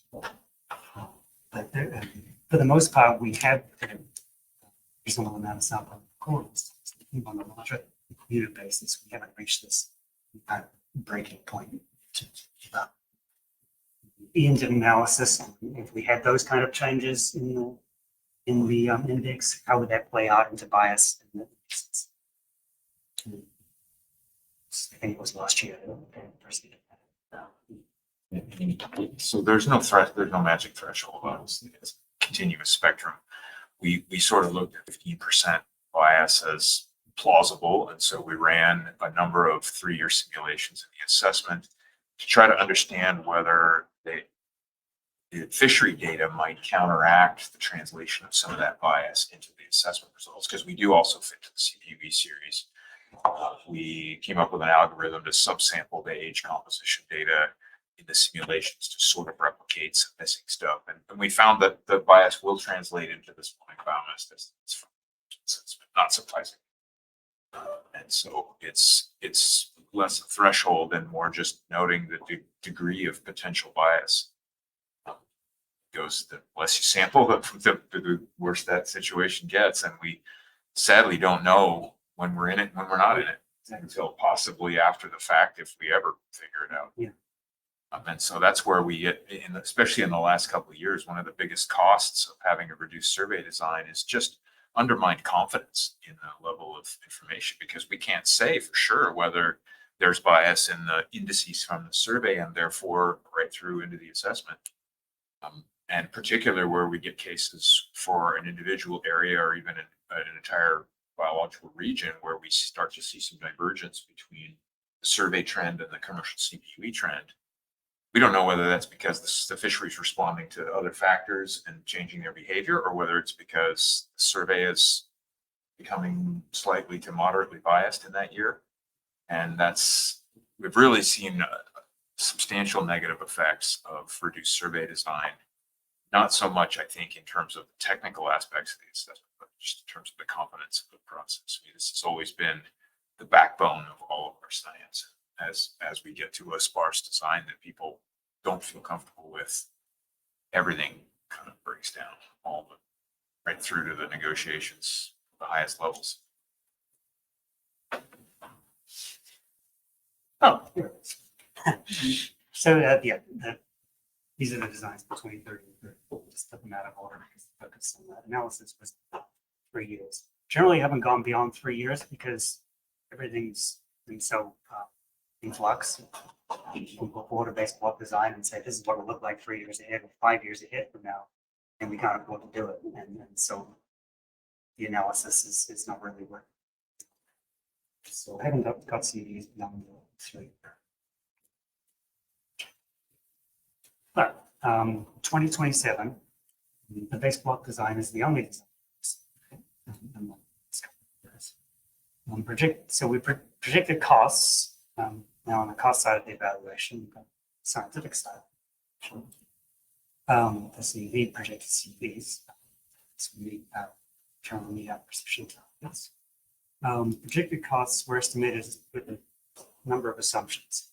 These designs are optimized for number of skates, 4, 6, or 8 skate sets used depending on projected catch rates and lead costs. So in some areas, losing money, so we fish this year. Areas make more money, we fish each skate to maximize it. Pacific Harbor sales price is unchanged from 2025 values, ranging from about $6 to $10 per pound of charter region. First rate average of $8.18 US per pound. Pacific halibut landings will remain unchanged from 2025 values. The price of the chum salmon baits that we're using on the survey remain at the 2026 price, $2.40 per pound. So this is for that 2026. When do you get a better sense of the The survey is underway. I mean, already we're seeing commercial prices well. So it looks really promising. Bosch has created a tool that imports real-time. Yeah, we have currently about 14% higher prices for commercials to the year average. But prices do tend to be higher than medians. But yeah, this is not adjusting for this. But importantly, we'll be revising this again at least twice before the end of the season. When we get to the final design, we will have a much better. This at this meeting, this is extreme. Yeah.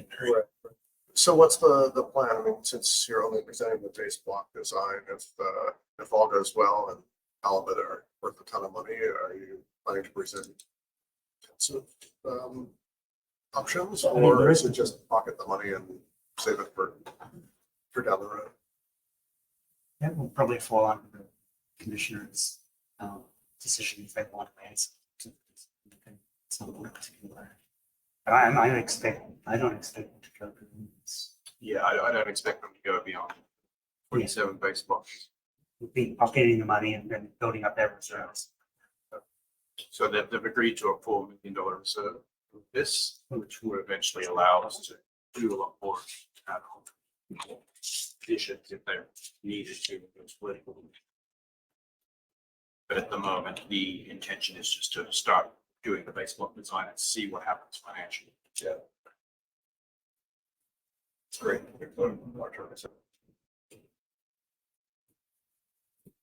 So this is the 2027 design again. It's projected to revenue negative, $1 million US, $3 million in income and $4 million in expenses.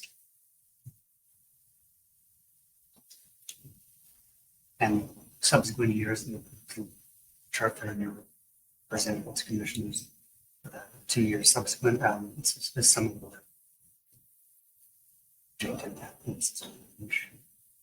Ray, one of the issues that come up is just getting bids of what they. Right, yes, that was that sheet yesterday. I don't know how that's progressing. I think we might negotiation with somebody who's I'll be talking to them. Yeah, I mean, it's so, yeah, 4B is not this design. This is, but yeah, that is a concern. It is a region, so it's probably getting some sample there for estimate for assessment. But as far as I know,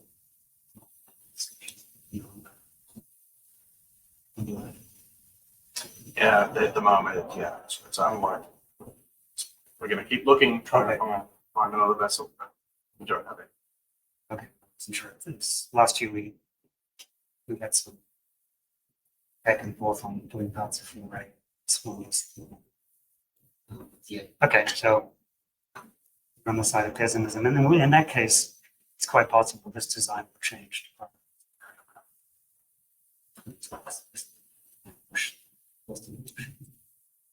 Out for them, so these things evolve. Is high sable fish quota still an issue?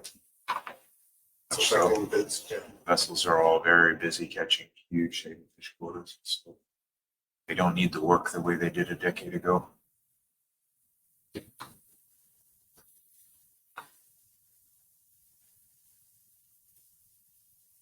And breaking it down,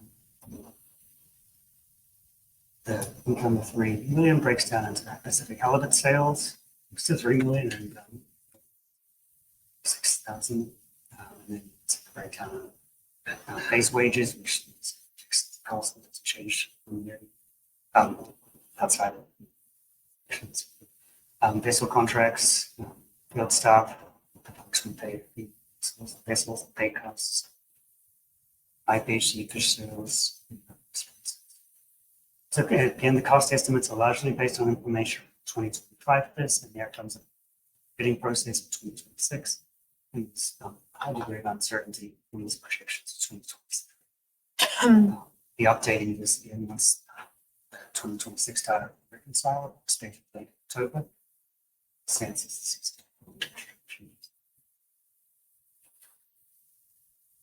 some Texas data, board number.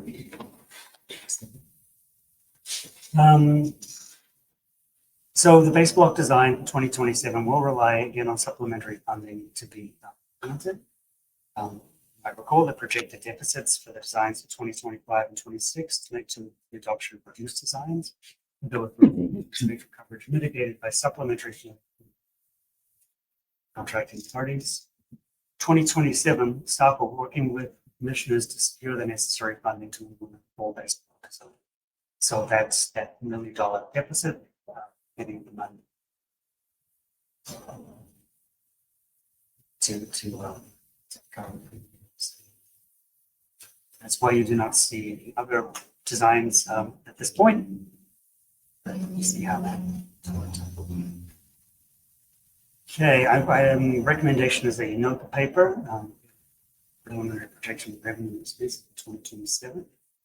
I will digress slightly before I finish because the actions arising had promised a verbal update on space-time modeling, and it's space-time modeling updates as part of this agenda item. I'll be presenting a detailed update on the space-time modeling September meeting. SRB member, and Will Swimming will be joining us. She has an expertise in that area, and I think I have a lot of ideas to contribute. But I will note that I've been continuing work on maturity modeling of Collins data. As I presented results from preliminary results from spatial modeling, those data September last year, and it's been expanded to the spatial temporal model. Parameters of the maturity curve varying in time and space. I'm working on a model that builds the calibration between the histological and visual assessments of maturity into integrating that into the model, so estimating that calibration difference between curves. The ultimate goal was that time series from 2002 to current year in maturity curve. So that's where that's going. I've also been on, so for Mike's benefit, the models we fit to the survey data are on an area by area basis. These models, certainly in the early years, it took a long time to run. Bering Sea is a huge area with hundreds of stations, and it used to take a whole week to run the model for that, including predictions necessary to create the time series. Improvements in the hardware and in the software have brought that time down considerably. It's more like a case for the longest model, but I'm still doing it on but I've been working on integrating everything into coastal parameters that vary space. So I've started setting that up. I talked a little bit about that students to talk more about that when it's coming. Coming meeting in September. happy to answer questions on where that's going now, but just recognize give a detailed presentation. But so yeah, discussion question. So Ray, I just wanted to point out that this request currently in here, since that separates year and region effects and maturity of jobs, that's essentially the space time. I mean, there's so yeah, I did address that. We essentially have. How is this in the FIS training? Oh, okay. We've essentially done that with the models. We created a model which included region and year effects. So there was no spatial dependence or temporal. And it's essentially assuming every fish is in some, which is it's not quite correct model. So Colin does have in hand curves by area by year, and he's presented those. So that the space-time model will be doing that, but also tying things together, spatial model structure. Yeah, so it's partly already been done. It's just a matter of representing it. Presenting it in the line, you see that information. So it sounds like it's worth keeping this in here, and it's not going to be a huge lift. No, it's out of our own. Ray, you mentioned it on the, when you had the table of the CVs up there, but I think it's something that might be helpful to highlight in the process, which is that even though we're intending to be back to the base block design this year, you can see that we're starting from some higher CVs than we would expect to have because of these low sampling years. And so I think there's some expectation of some people that, oh, we're back to the base block design. But actually, it's going to take 3 years, 2 or 3 years until we're back to the CVs that we expected, essentially until we can say for sure that we've reduced potential bias in this design. And I think that's where we're still for the next couple of years, even though things are looking pretty good and it's pretty optimistic. We're back on the base block design, not out of the hole we dug over the last 3 years. Yeah. And you'll see, I think in the report has the 2026, which I think was requested for us to produce those in the night presentation. Some of those are quite high. And yeah, so it takes time to fill in those gaps in coverage. Don't do it all in one. So, precision. And of course, 4B is not going to be at 16%. Just We don't gonna say say that, yeah. So that one, No, that's going to be back up at 25 or whatever. So, we can get those 30 sections. That can help control. Another thing worth noting is that for bearing C, since changing their design in bearing C, they're undergoing studies. I think this year, comparison, they're changing the gear, they're changing. yeah, it's unclear with all of the changes in federal budgets exactly where they are in this. They were going to fast track it over the next few It's a years. slower And now process, it may be, it's unclear. Could be as long as a 10-year process now, but they are making some changes one way or the other over the near future. Yeah, but as far as I know, they're including the usual design this year. Yes, including the northern berries. Excluding North Bering Sea, which is great, but it's something that has to be on our radar, whether we need to redo the calibration, because the gear is now, configuration is now different. Design is stopgap, if we don't have the resources to do that, we can shut off their calibration. It's like a second degree calibration. That's not ideal, but building up that reserve, as David has mentioned, some resources open for these kind of things. Expansions of the survey beyond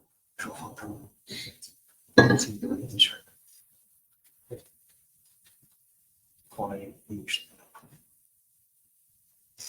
Ray, have you had any updates on ADF and G survey? Is that going to happen this year or not in sound? I think they always intend to do it from so far, I should get in touch with it. So our third source of data up in the middle control survey, and we had for the background, we looked at lots of other surveys, whether we could use data from those surveys in filling some of these gaps. In general, timing of the surveys weren't good, or the depths which they fished, gear. I mean, for a while we had several fish survey data to give us an index of deeper waters before we had done our own survey there. And there wasn't really much relationships with what they were catching and what we are catching service. Don't do that. But the first source of data we have is a full survey in North and South. See this? Let's look at a map. Right behind us, man. Yeah, so that big A in the You can see your cursor. you can't see my cursor. I have to You need to have that thing. Yes, up here, right? Yep, there you go. Joseph's got you. Big arrow pointing at sound. There's a reasonable amount of jumper to Alaska Department of Fish and Game. There's a shallow state waters, I guess. There's overlap between the NOAA survey and the state survey. They have been doing, they have the resources, an annual survey in Northern Sound for the last few years. Prior to that, it was training. And for a long time, that was the only data we had in the Northern Bering Sea. And that's didn't start their survey until the Bering Sea in 2010, and the second time in 2017. Now they're trying to do it almost daily. We calibrated that index of the units, which allows us to use those data, the calibrated version of those data. And yeah, we do get fish, although densities are quite low up there. And very lot over time. And we have had, and the spatial models, coastwide models count for this. We have has been a survey that fish even further. The next, which is not Scots of these here.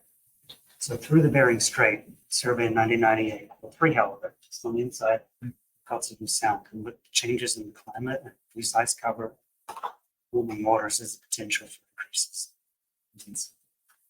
that far north. So there really isn't a lot of sampling up there. They are part of IPHC conventional waters. So future modeling has been helpful. But yeah, it's a dynamic region. It's very helpful to fringes of the 1980s.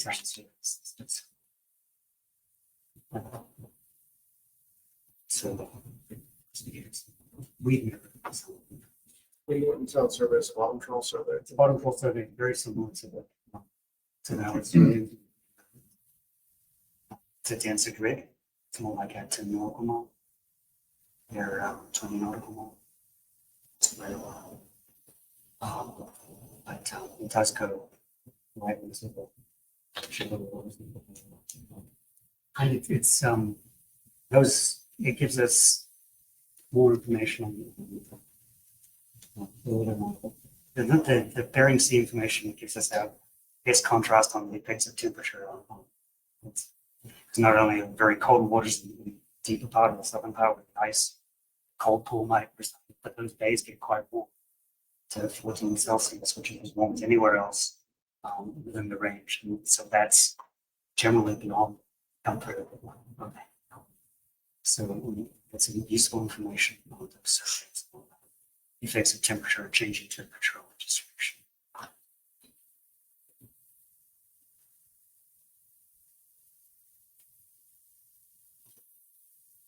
You're done, Ray. I suggest that we break down for Masha. Sure. What's next? But past our time here. But it's okay with you, Dave. Let's stop the shorter. We've got a half hour on the schedule, but let's go until 5 after.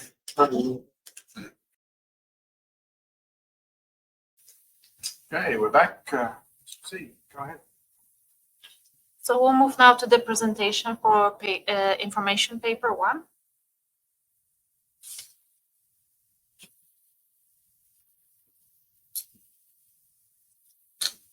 So this presentation is an update on the project of, where we attempt to use artificial intelligence for supplementing specific Halbut age determination from bullet images. So the purpose of the presentation is to summarize, and the paper that is associated with this presentation is to summarize the current knowledge of the use of artificial intelligence for determining the age of fish from images of collected bullets, and to provide an update on the ongoing exploratory work to develop an AI-based age determination for specific Halbut.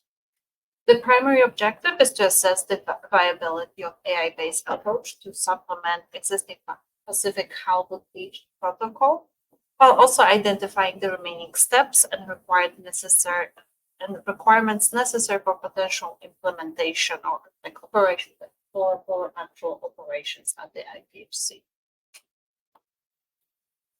So in this presentation, I will focus on key progress updates, and this is the list of these. So first one is evaluating multiple components of deep learning workflow for Pacific Halbut age estimation, including model architectures, image processing, weighting strategies, and training procedures.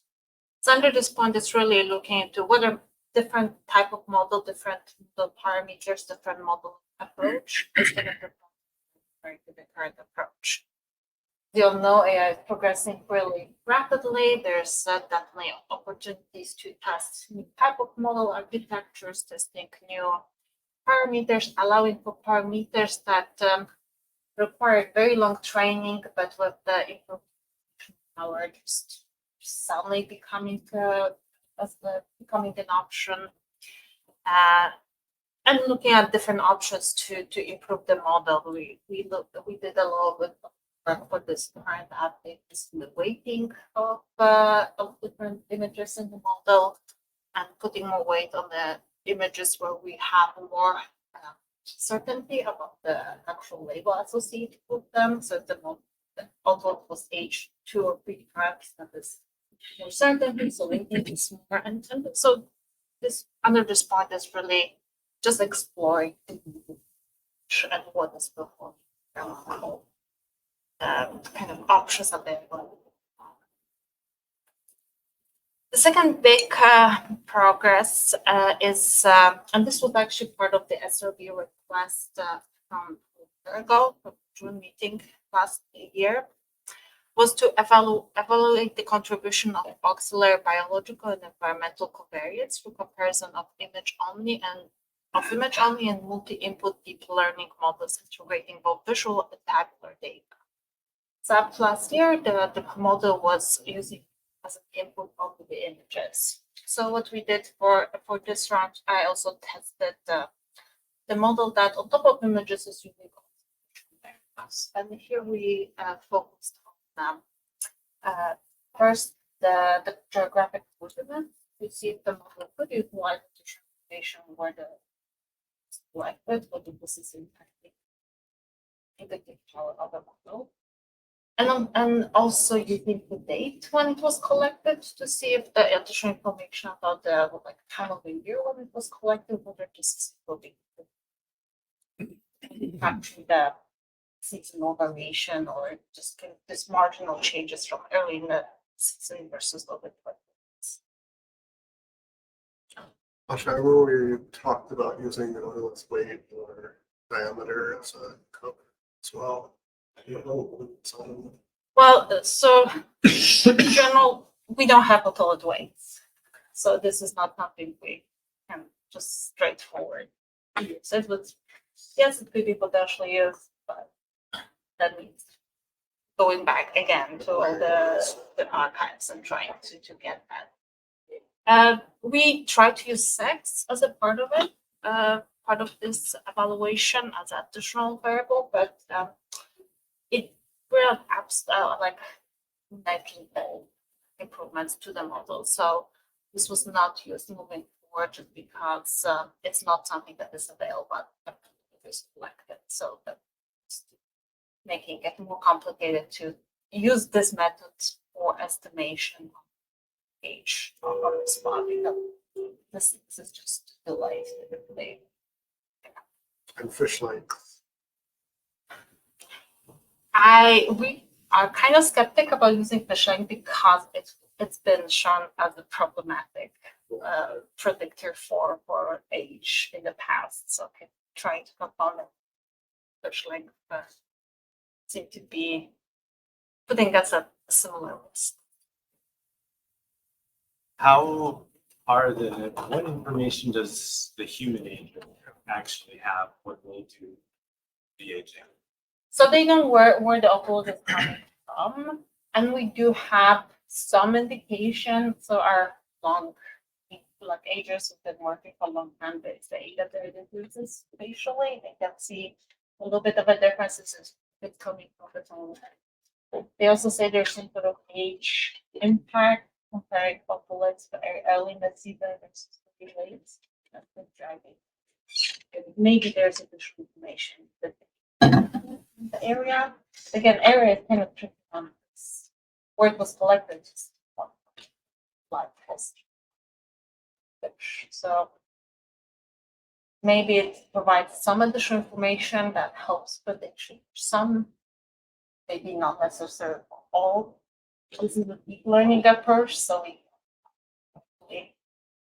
Well, idea where- I'm just Mhm. curious about the original aging and as well as what might go into it. So I always get concerned about when there's a lot of other information coming into the age determination beyond the structure itself, and seen that go wrong other times that it's Well, that's challenging. yeah. It's very hard to be surprised when you're using those covariates, right? Well, that's the thing I worry about is if you include covariates that the agers are also using, but the potential is that those covariates are including a bias in the original age, that you're just you might be reproducing what the agers are doing, but it might actually not be correct. Possibly, but there's certainly a risk. But that's why I avoided using blank from the start. And the human agers don't have access to length or age. Definitely the date. Well, it's not something that they kind of actively follow. It's gonna be written somewhere there on the box. I'm not sure if the area is going to be included, not The the area. coordinate. They'll know if it came from the fishery or the survey, and they'll know the approximate dates, but otherwise, no, we try to keep the age clean aging. But it's The the dates date. are useful for interpretation. You don't want to hear the edge. Yeah. So that I'm less worried about. Yeah. Yeah. So, but currently the model we're presenting is using the date and the spatial coordinate.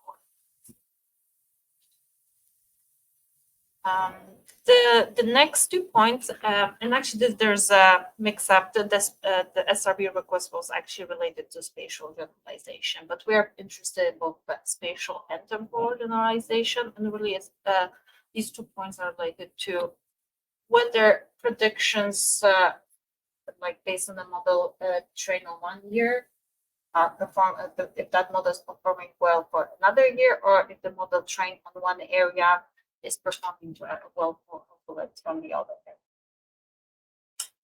area. And then 2 additional points is to show how utilizing confidence intervals derived from deep ensemble technique can be used to assess the model's capability in identifying ambiguous or noisy samples. And this is proving to be quite a good application for targeted groups.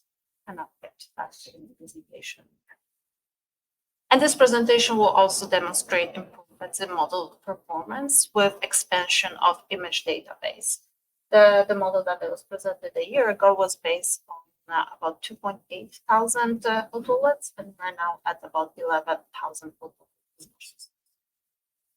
Great thing I should mention to our volunteers that are putting a lot of work to make this this way. So I have a couple of just summary slides in terms of modeling approach as a reminder and to get him a little bit up to speed of what type of model we are using. So in terms of modeling approach, this is an application of what is known as a convolutional neural network type of model, which is type of learning approach. And in this type of approach, the layers are structured as stacks of filters. And in this method, each of these filters is recognizing increasingly abstract features in the data in the form of image. This is here an application of image regression. So we are predicting continuous variable from the image. And this is because the specific output was age after 5. So if we use age categories, it's becoming hard to age categories if you train the model as a category. So we use image regression, and for age categories, results. And the implementation is a TensorFlow with Keras libraries repurposing Inception v3 model. And this type of model operates with a pipeline where there's an input in a image or image with additional tabular data. The model is kind of a feature extractor, and this goes to the from there.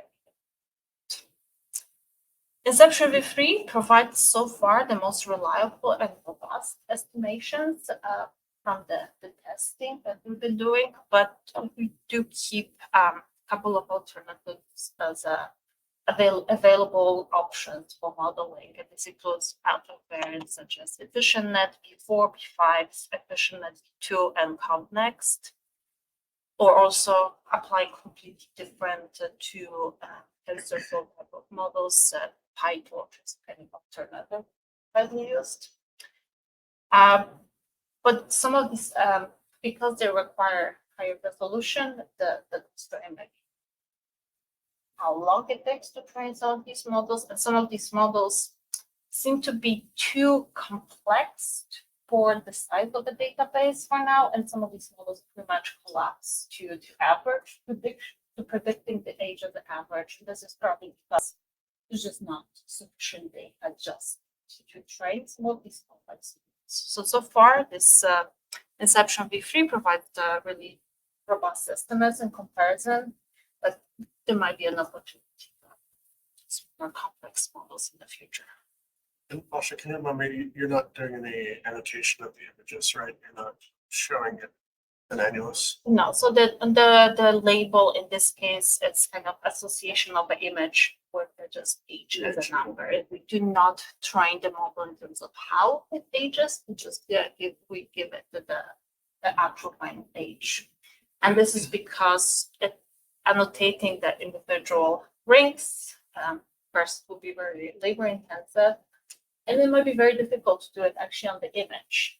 So we are hoping that the AI is seeing some additional layers that might be really difficult actually to annotate on just one image with a person.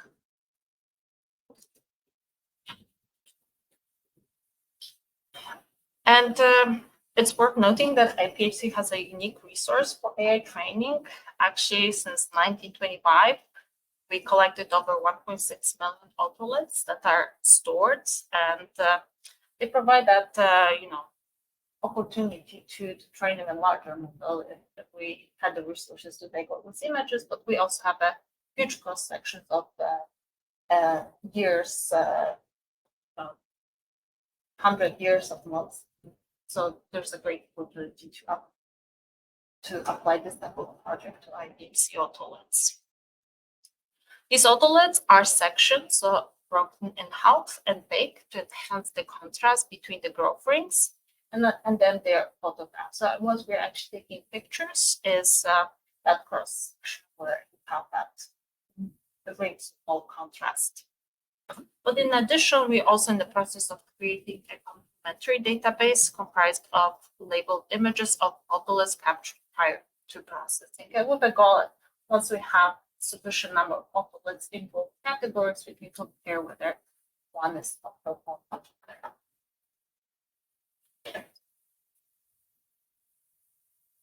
In terms of model setup, the main setup, as I said, is using a little bit over 11,000 images now. And these are split into train, validation, and test set. We have bit over 7,000 total images in training. Then within the model, we have a little bit over 3,000 images used for validation within the model.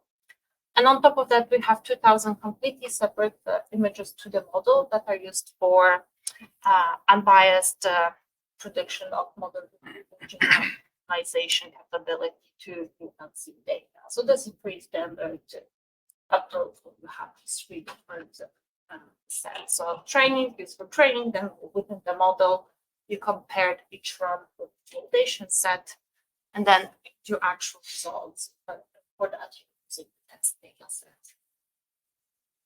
On top of that, for testing temporal generalization, we have 2,900 images from 2024. And these are used to see how the model trained in 2019 are performing in those 2024 images. We do not have the study yet to mix those images in the training. So we focus on training using just that one year. But of course, there is an option to do various predictions, especially as our training database is growing.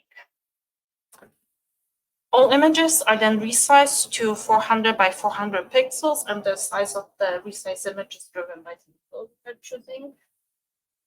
And we exclude broken models just for simplicity. The model is trained for a maximum of 600 epochs, and epochs in terms of pairs pretty much not an iteration. With patients of 60, and patients here is how many iterations we are allowing without the model, without any improvement. So if there's 60 iterations without improvement, the model comes to a stop. And there are a couple of parameters listed here. Those are there's a pick based on our previous experiments as well as literature driven by what we're trying to achieve. And this is a deep ensemble approach. So for that, instead of just training one model, we train here 5, but the goal would be more. But keep in mind with growing data that we are also increasing time of each run. So we're kind of starting to get in the area where each run is really long.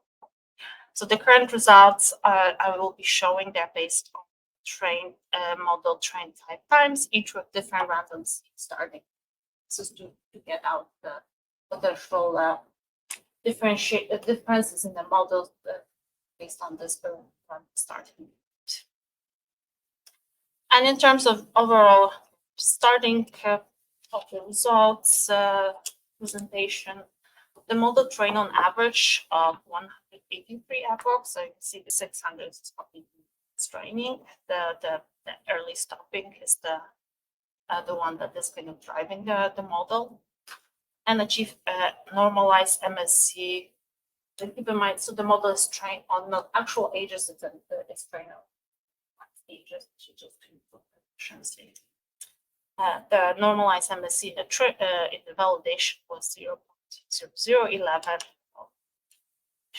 So I'm sure, can you up there? That looks astoundingly good. MSC, that's years. Oh, but normalized, so normalized here. So I will get to this. Is just kind of if you wanted to see this comparison to the previous one, the normalized it. Hard to interpret, but I will get to. And can you talk about the validation versus test? Sure. Validation versus test. So within the model, so you train the model and it runs an epoch and it gets a result. Then it checks the result in terms of a normalized MSC. And this is the kind of the best model. Then it runs another epoch. If it's better, it's assigning the new kind of run weights at the best. If the next run is not better on the validation set, the model reverses the previous one, and it keeps on going. Just keeps on only saving the best run based on the validation normalized MSC. Gotcha. So the validation set is really part of the training process. Yes, it's part of the kind of validation in the training. That's why we have completely separate test set that the model is not seeing, which is really kind of grounding the results in the model is really how it performs. But the other ones, the other images were already seen by the model, so it's no point of trying to predict this. So this is where we actually come to the real results. So here we see that the model currently achieved RMSC in the test set of 1.68, which is just to give you a context, when I presented the model last year, we had 1.8. So we did get the improvement. On average, the ensemble correctly predicted an age of 35.5% of individuals, and then we have additional 41% being within 1 year of error. And this brings us to the total agreement within 1 year for more than 76% of the cases. And you can see here on the right, it's a comparison between manually derived age with AI predicted age. So we're getting there, much closer now to the kind of 1-to-1. Right? And just for comparison, last year, the correctly predicted within 1 year, the percentage was 72. So also improved to 76.5%. Is it actually the case, or is it just there's a lot of points on top of one another, but does it look like the model is overestimating young ages, underestimating old ages? So I have so this is kind of general. There's a lot of points, so it performs. Obviously, there are a couple of points on the edges that are very visible, but there's just few of these. So I have one more plot a little bit later that I think would be more helpful to show that. But before that, just to show that this is generally the kind of overall results in terms of age composition and the distribution. And it's a comparison between manually derived age with AI predicted age. So in general, the AI predictions reflect the age composition as set. But I think this plot is more helpful in terms of understanding where we are in terms of the predictive bias.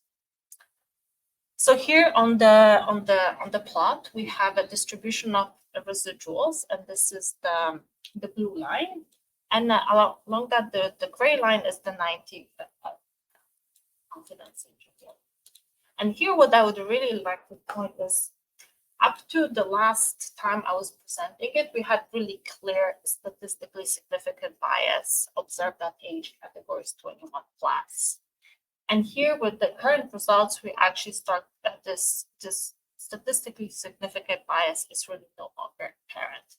We still tend to, on average, underestimate a little bit the older age categories and overestimate a little bit younger. But this is actually not. And of course, part of it is very likely still the issue that these are generally underestimated age categories.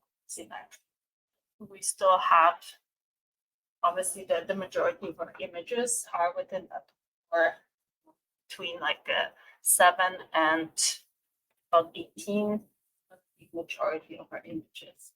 So there's definitely it's not perfect yet, but it looks like it's improving. So there's definitely still potential for using additional data for an additional improvements model to improve the results, and maybe at some point really get this a little bit in line with the predicted ages. So I'm thinking about this, and I guess there's at least two reasons you would get this. The first is that you just don't have that many of something ages. The other is that the best prediction to minimize squared errors would be to go with the mean. Yes. Do you have any sense which of those it is? Because I mean, you could spend a lot of time upping the sample sizes at larger ages. It's just trying to. It's just gonna be and so if you look at the paper, so I started I have a couple of attempts trying to see if you can change and try to maybe weight the model to focus more on the older age category and see if that's gonna make a big difference. Can you There are a change couple- the penalty functions or Yes. what functions?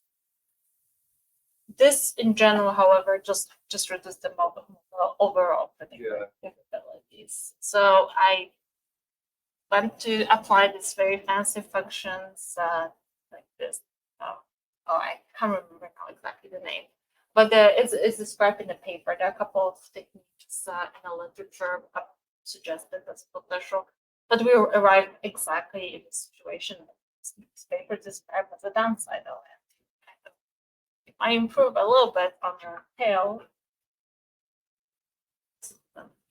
that's good.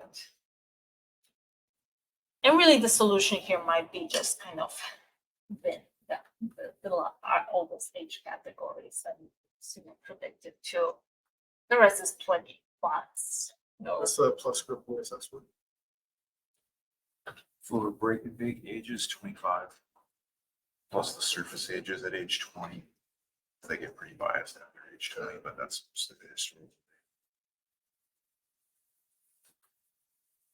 So it's really hard to say just yet whether we can, but I think the fact that we did move away from the previous results showing very statistically significant bias, like the whole 90% interval just go below. So this is really encouraging component to it. And again, you can try to use different functions, but so far it's just really being pretty poor in predicting the core. Where it's probably the most important for us too. So focusing on just correctly estimating all the age categories that might not even be going into stock assessment at specific age anyways. For the current models, we can adjust the plus group by data set. So we had ages based on this method. We could decide what the best plus group would be. Yeah. Because we run the dynamics out of age 30 regardless. So it's just a data plus group in this case. I mean, 20 doesn't look bad at all. 25 starting. And again, and I adjusted the plot to kind of show you where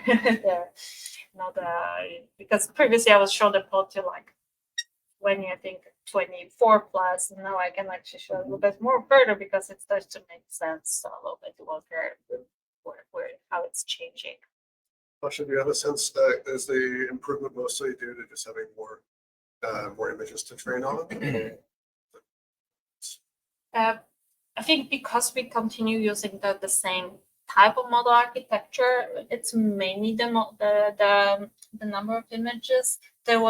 I did compare like straight for 1-to-1 the model with those covariates versus not. The covariates did make a marginal improvement, so we kind of focus now on the model with those, as I said, the date and the geographic coordinates. So that did make kind of, because I did run exactly same parameters just side by side. If you look at the paper, there are a couple of run a number of different models of the same set of images. So now the test set, this is 2000 images that I used already to have exact comparison, just so that we don't get different RMSE just because our test set is a little bit different age structure. So if I have a completely separated test set that I run predictions to the different variants of the model. And there are a couple of different changes. One change I didn't mention was also related to cleaning the image, because I think previously, like I had heard a lot of comments, there might be a lot of background that is interfering with the age prediction because we don't have completely clean tray that is that the opalite is hollow. There might be sometimes a little bubble or something that might be skewing the results. We did build a separate training model to remove background, run it on all the images, and remove the background images. Running it on the clean images did not make any improvement. Yeah, it did improve the efficiency of the model. It ran a little bit faster. There was not that much of trying to verify that the background actually doesn't matter, because the model spent some time kind of that component. That's good to know. I mean, I remember hearing lots of early stories where, people would put a larger object in a different container than the other one. And one of the things was keying it on was like a container or that famous, I don't know if it's actually true, example of detecting Russian versus NATO tanks. And the Russian ones were just had snow in the background. Yeah, apparently, yeah, this for the military purposes, snow versus desert make a big difference.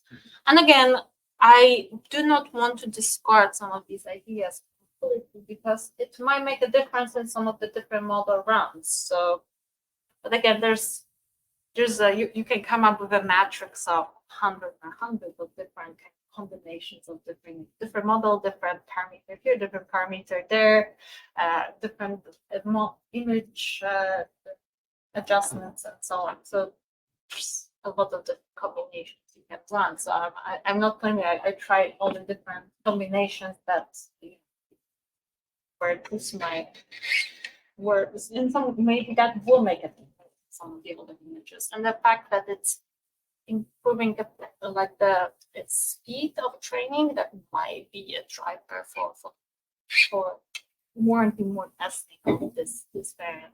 But pretty much you train a separate little model, you actually train a model of it's enough to train on 20 autolets that you math by hand, and that's the way that just Have you looked at whether you get this same pattern that's in this graph on the initial testing and training data, or whether those are basically unbiased across stages? Oh, in terms of the in the validation that's Yeah. no, I'm never really I've never tried because it kind of automatically normally started checking it. I'm just curious as a thing of whether, because it makes sense that this might just be a sample size issue. That's kind of what I think of as my first response to a machine learning thing is throw more data at it and you could get it better. But if this sort of feature is present in the actual how it assigns the validation points, then it's basically being baked in as part of the process. I'm expecting the validation might be kind of just a little bit.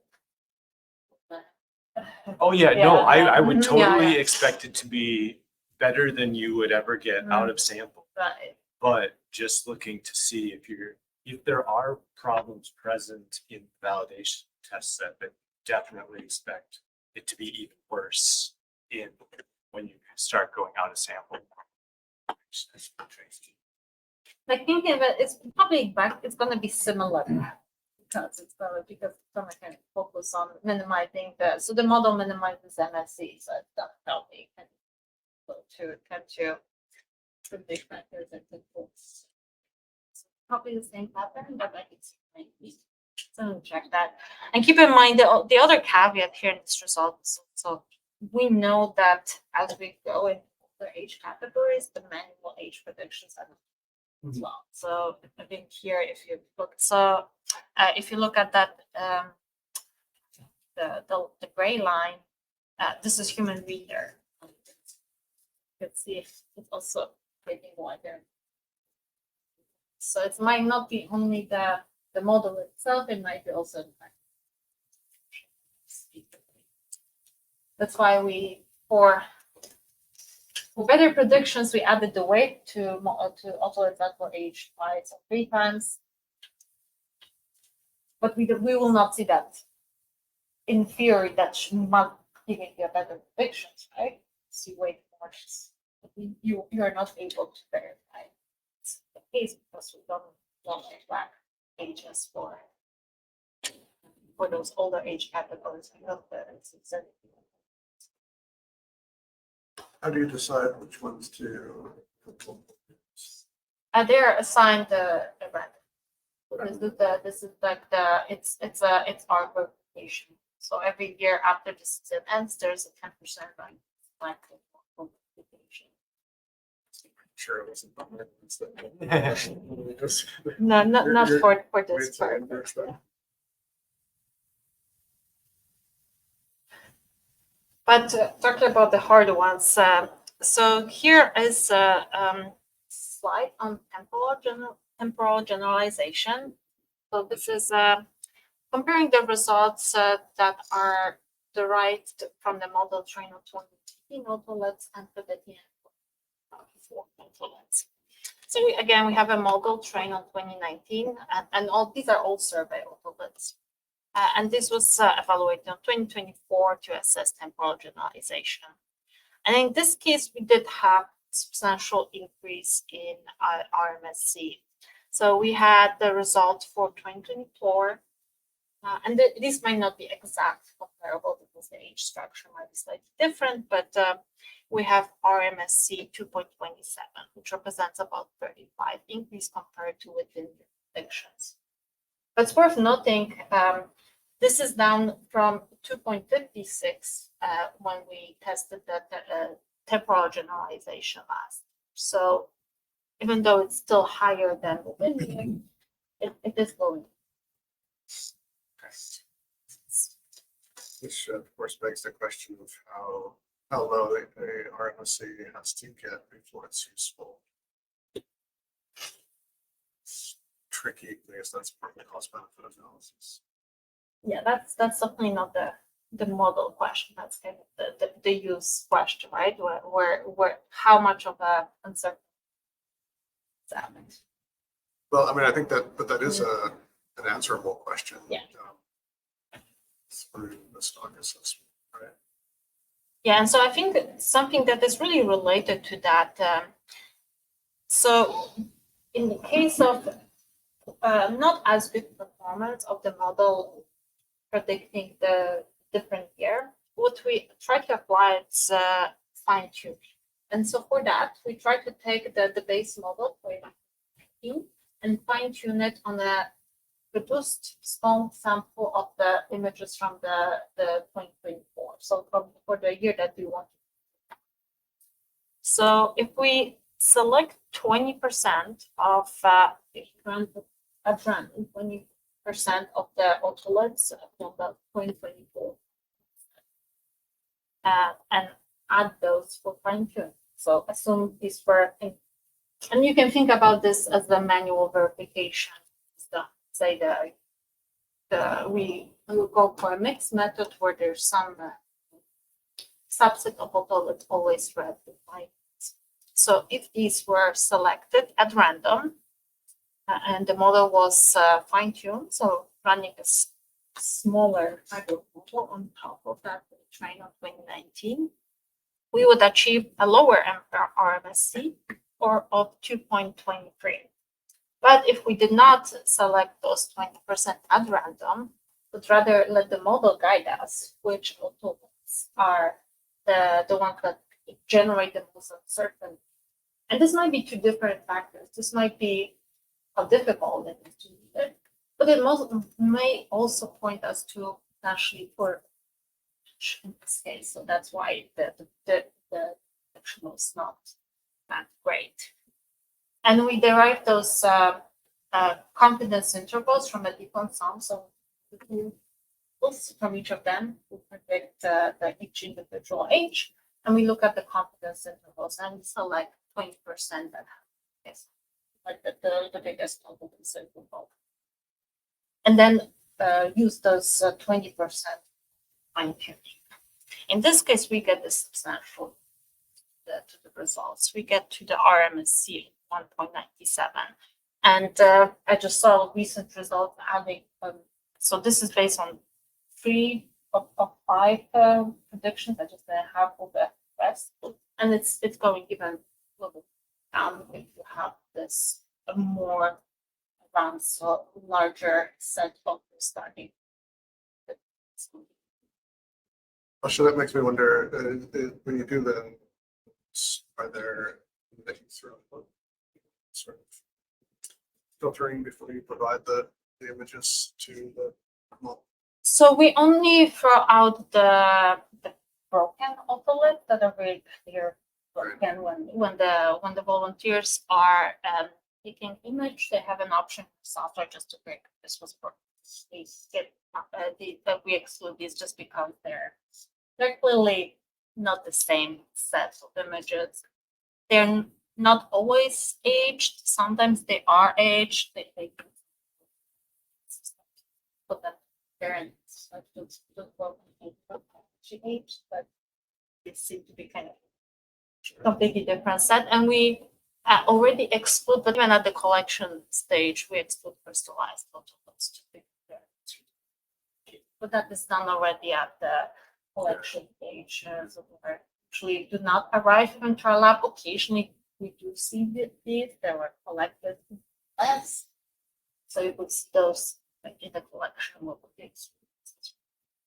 Have you looked at the images for these problematic ones? Is there anything you can see? I have. So you have looked at them, Yeah. but there's nothing that jumps out. I nothing that stands out for me. I think there was one that was just a little bit blurry. Like I look at a couple, like 100 first set. Yeah. I think one was like a little bit blurry. Standing out to me. What are they seem to be that they're very different to all the rest. Like just definitely looking for something else that I'm not picking. But definitely, I think this is a way to also potentially identify problematic images, and this is due to that as well when we set the focus, where that using Z-stacking for depth of an image might be a solution. That's going to make the images even more meaningful.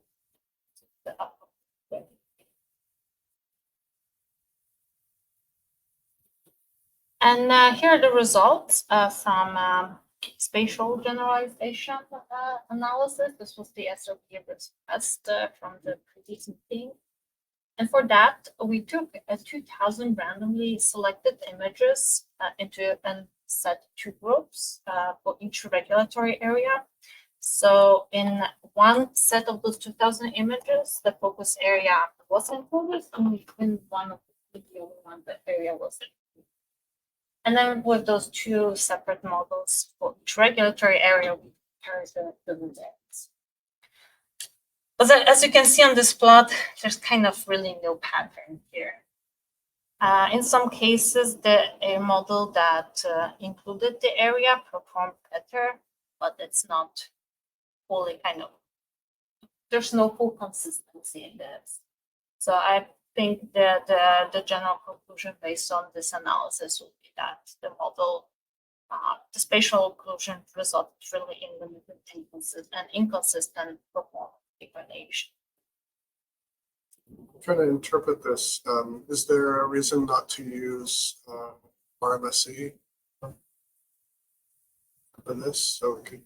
So if you look at the paper, there was also RMSE included. Just to pick this one, just to show that in some cases, if you look, for example, at regulatory area 3A, so you can see the model that included the area, the confidence interval was smaller and was closer to the true. But in case of, for example, which one was it? 3B looks like it's 3B and 4A look like they're the only ones where the leave out are better. Yeah, exactly. Generalization. There's something about the spatial distribution of what the ovals look like that seems to matter to the algorithm. This is just a hard way to evaluate it though, because you can get a wider spread. They can be all wrong, but balancing errors. Yeah, that's true. Make the average age not a great cross validation. So yeah, we can also look at the different plot based on RMSE, but there was also no really one way or another result between regulatory areas. However, I will note that we already have all the regulatory areas from one year or another in our training sets. So I don't think we would be at any point unless there's very serious problem with temporal generalization, we would go to areas in the train. So, How, well, we can just go and look at it, but how do the RMSEs compare for this spatial generalization to the temporal generalization? They also in the range of twos.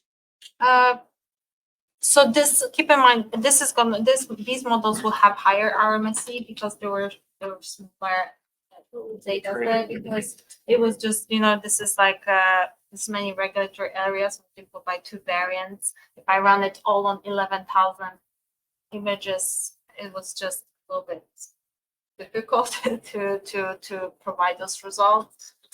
So that's why these will have higher RMSE in general, just because there's simplified models. So they just have a compare one to another by regulatory area. And these models run now probably one run on the main model. So if you think about trying out different variants, Yeah, right. it adds up. Obviously, it's not the kind of like you kind of just let it run and get to something else, but to get the results. But we can get to if you want the RMSE models. For the some of the image processing stuff before it gets fed into the neural network, how it looks like you've done some stuff with trying to do grayscale versus color images and things like that. Have you done other stuff playing with other aspects of the images, things like contrast or other parts, to try and see if there's parts of that let it classify more accurately? Or? I did not play. The main pieces were just to remove the background. That was the one thing, and then so the grayscale required, because it was getting a little bit less details. It did came with associated local increase. But those the grayscale images with slightly increased contrast, they perform voice. So that was not shown in general for the results. Again, it's a one thing to change and try to run it and compare similar or the same model structure and just change one by one different things. But I think that's why I came up with this new project with Z-stacking and trying to see if even if you have a model trained on in just single images, but there's just so many of them, and you try to predict this perfect image that is composite. And again, maybe it's not going to work well because it's trained on these images. Maybe you need to try to build a new training for that. Yeah. But if you have this kind of perfect image that is not a moving area and it's kind of the whole composite is including this fully focused image, regardless of the tinkering with the setup, whether this is going to improve the detection. So that's kind of where I went with thinking about where we can have potentially substantial gains. Yeah, no, that sounds cool. So that's kind of my next step for experimenting and seeing whether that makes difference. So more on that, and literally the hardware arrived last week, so I have nothing to provide more than I can show you how this demo looks like. But in general, in terms of conclusions, to wrap up and summarize, the ongoing advancements of AI technologies in the field of marine science offers considerable potential to improve the efficiency of age determination specific using bullet images. Preliminary results presented here suggest that AI could serve as a promising alternative to the current aging protocol, which relies entirely on aging. And here we are thinking about supplementary methods to the manual aging. And here, continued expansion of the image database improves the model performance. And based on the request, including those auxiliary biological and environmental covariates provided modest but some gain. So we are currently running as a base model with covariates. There's definitely a practical value of deep on some framework. So when we have those per sample uncertainty estimates, this helps us identify potentially unreliable predictions, allowing for targeted sensitivity. And this is really kind of a way of getting on the how we would build this as a supplementary for any of the two methods. Yes. And then we have this targeted fine-tuning that provides effective strategy for adapting models to new data, including better temporal generalization. And again, this might be down to something really basic that just a trace, and that's why the new model is not exactly performing the same way. So there might be some sort of separate thing that is just on average decreasing the performance. Minor fine tuning is just sentiments for them to occur. An adaptive approach will continue to partially depend on trained readers for capturing temporal changes. We're obviously worried about something happening, something changing in the totality of the planet. So somebody keep an eye on to there's something possible that might not be available between occurring, but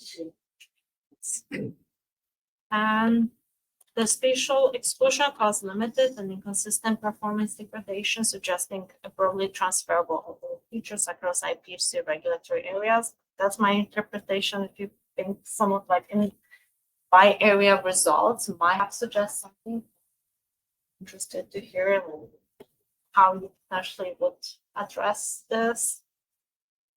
And just general note, this is the AI in general is evolving rapidly, so there may be opportunities to adapt to new developments in this realm, just to keep the model by increasing the data set, but only just adapt new models and things. But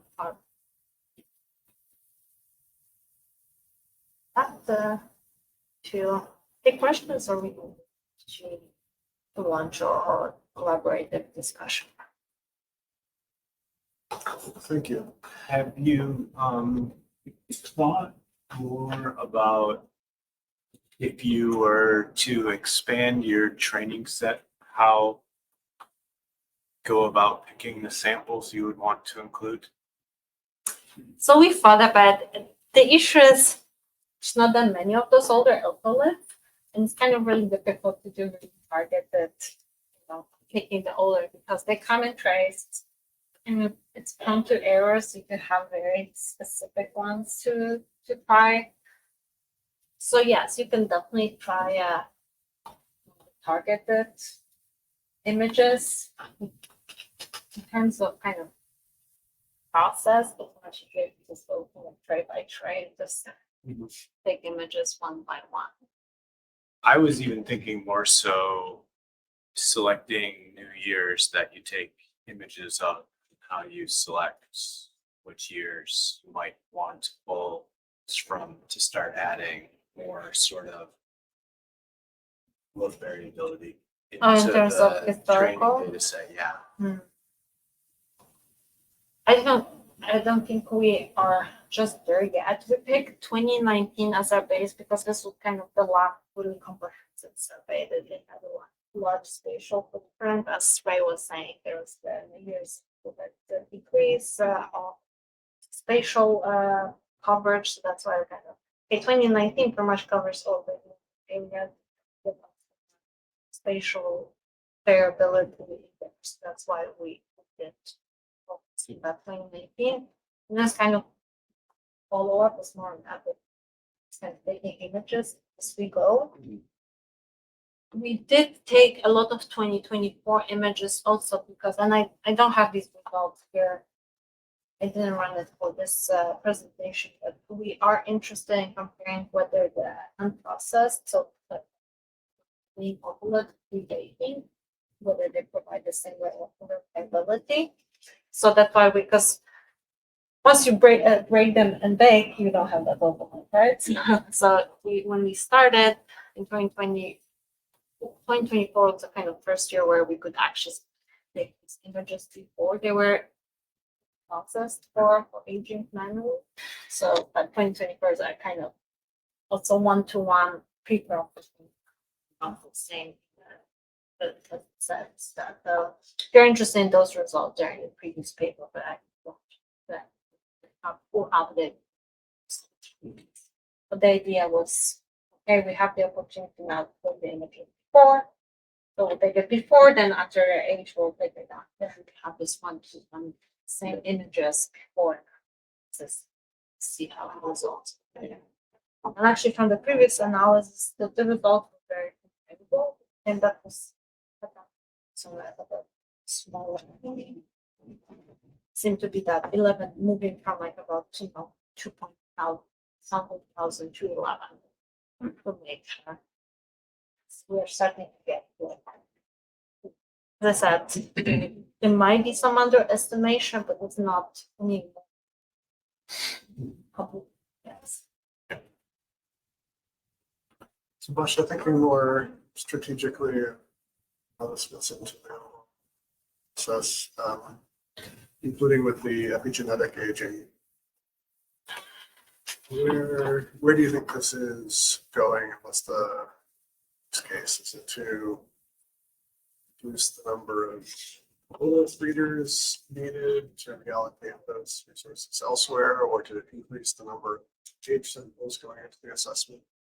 So keep in mind, we are already collecting more autos that we are able to age. So the market sample is currently aged in the core areas at 50%, and this is driven by the capacity of the aging. And then we do have our concerns. So think about, last couple of years we had a limited boost footprint was designed. We're expecting way more.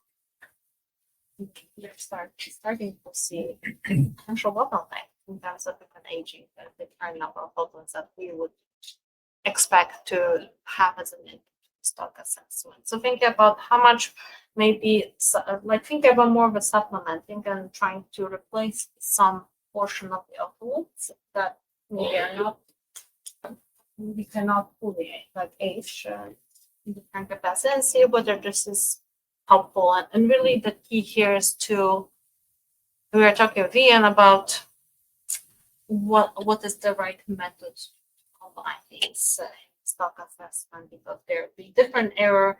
And I think the really key here is that error is going to be changing from year to year because we train the model, and it depends on what kind of fine tuning we're going to apply, with the percentage that you use the manual age versus AI, whether you use it for fine tuning, and then like the new year, there's a lot of variants that are going to drive what kind of errors you would have for the stock assessment.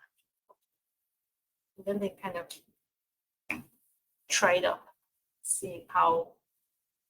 I think that, and Ian mentioned that in his presentation, it's trying to understand how this can play out in the stock assessment will be key in terms of understanding what is the impact of some of these different errors from the different if we combine these.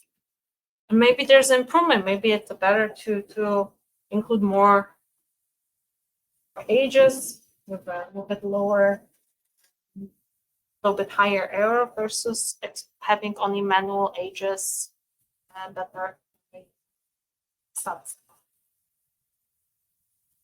So it sounds like the answer is providing more ages, more ages for the stock assessment. Resources. But also being able to accommodate to the capacity we have. It's also not straightforward to find a really experienced ager who can pick up the aging at the same capacity right away. So also having maybe to some degree a cap, thinking about that as a way of having that backup available, it's also, I think, beneficial to the overall process. So the agers quit, you still run this. Forest layer.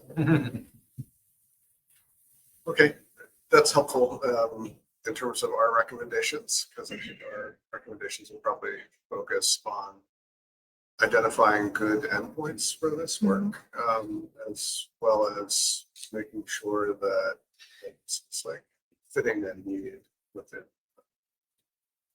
the broader goals of the Secretariat. Yeah, and I think it's kind of distinguishing between how we can continue development to improve versus like what would you recommend at this time as a kind of ongoing process, you know, like where we can have that supplementary component based on the research done. So suggesting how, okay, let's have this one, and moving forward, this would be potentially within this model framework, we could implement it this way with that much need for AI agents ongoing basis, separate to further developments to try to improve the model.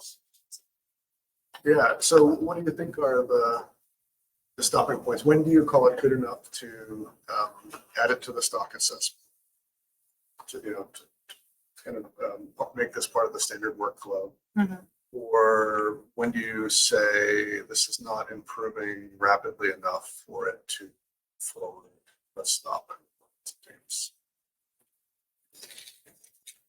I think it's already been like provides quite good value as a, you know, additional resource of pages.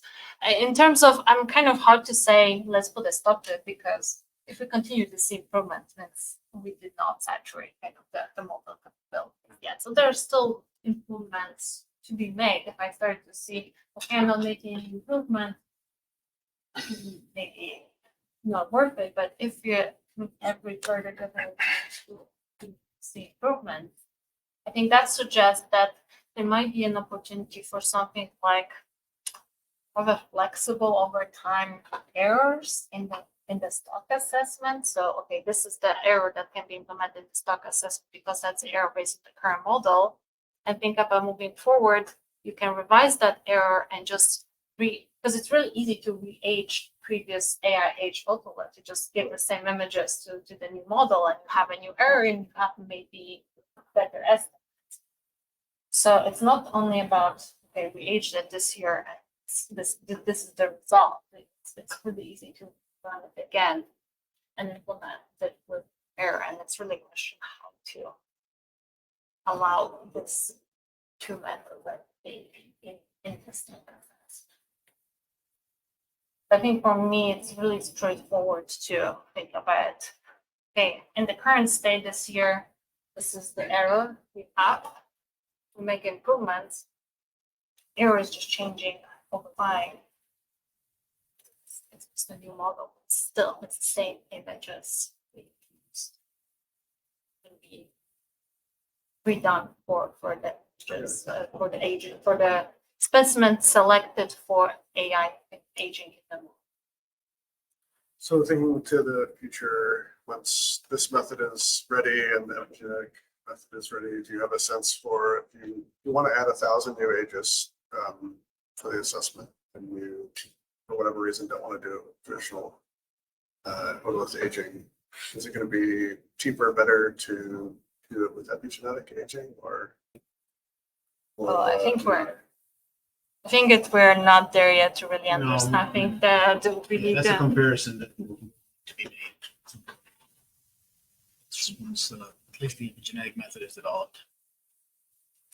But I mean, I think that's the kind of questions we need to be getting ready to answer, because you've got these two methods moving forward to improve something that you can already do. And so it'd be good to like justify that choice as a research topic, as opposed to all the other things that are on the research plan or wish list.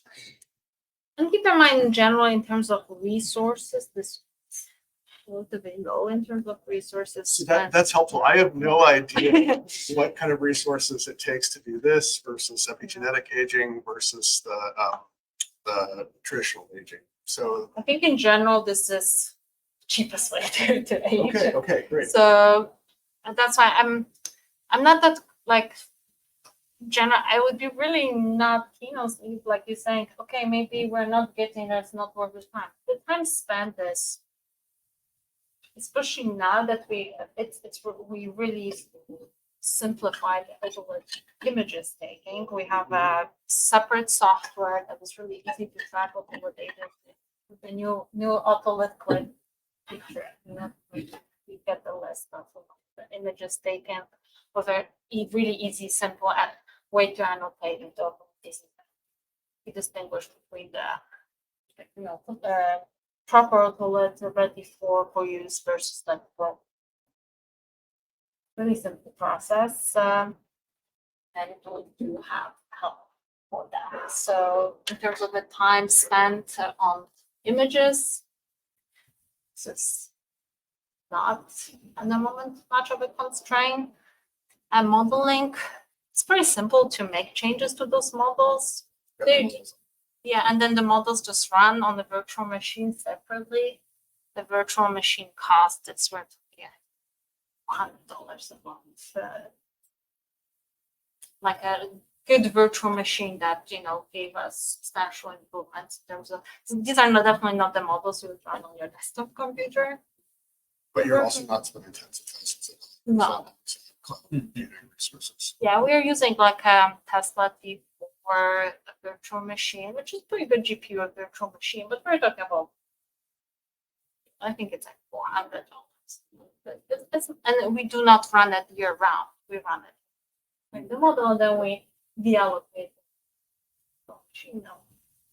So in terms of the resources needed to supplement that, it's probably not as intensive in terms of adding. So that's why if there's a thinking that if we age with AI automates that would not be otherwise manual age, like if that's half of the core area market sample that currently just be age with AI, and that is overall grouping. I think that's something to consider.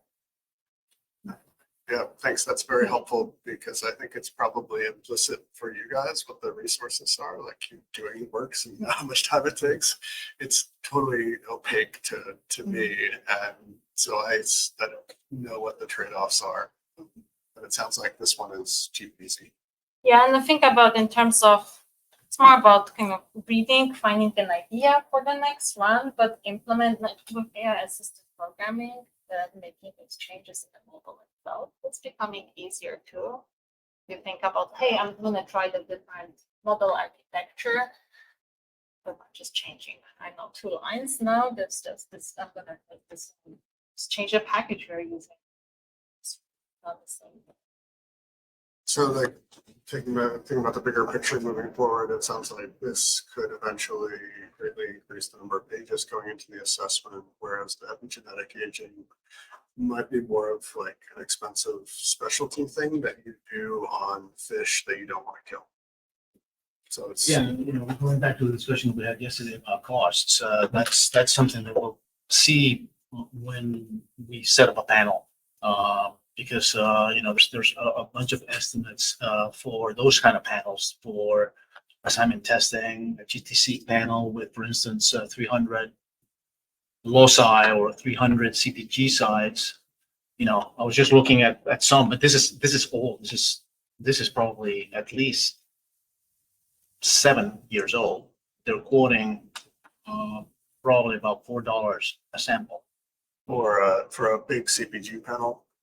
For a CPG panel of 300 individual. So, that's 7 years ago, $4 a sample. Okay. That means that it's not expensive. Probably now the cost would be, probably a fraction, 25% of that. You're talking maybe about $1 per sample, maybe. That's just reagents costs. Okay, and sequences. There's also Then there's obviously the technician cost and whatever equipment you need here. This panels are usually done through next generation sequencing. There's a PCR step, but there's next generation sequencing. So, most of that equipment is actually not here in-house. So, I think that application could expand, from research into potential age production. I mean, most of the generic clocks that have been developed today have been done not for research purposes, but because they're for species that are really hard to age, like mincon and a number of other species, so plasma branch.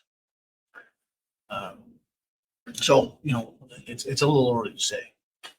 So I'm trying to figure out, you got a dead halibut on the table and I want to age it as cheaply as possible. Who's going to do that? There's a difference. Totally. Yeah. So what are those trade-offs? Like, Yeah. so it sounds like at this point, probably cheapest for you to. I think it's also a lot of here, like over time, there will be a lot of synergies possibly. Like, so, if you have a halibut, how much it costs if you, have, you need to hire somebody just to cut that otolith. But if you have somebody on the vessel that is already doing all the sampling and cutting this otolith, unfortunately, it might not be adding that cost.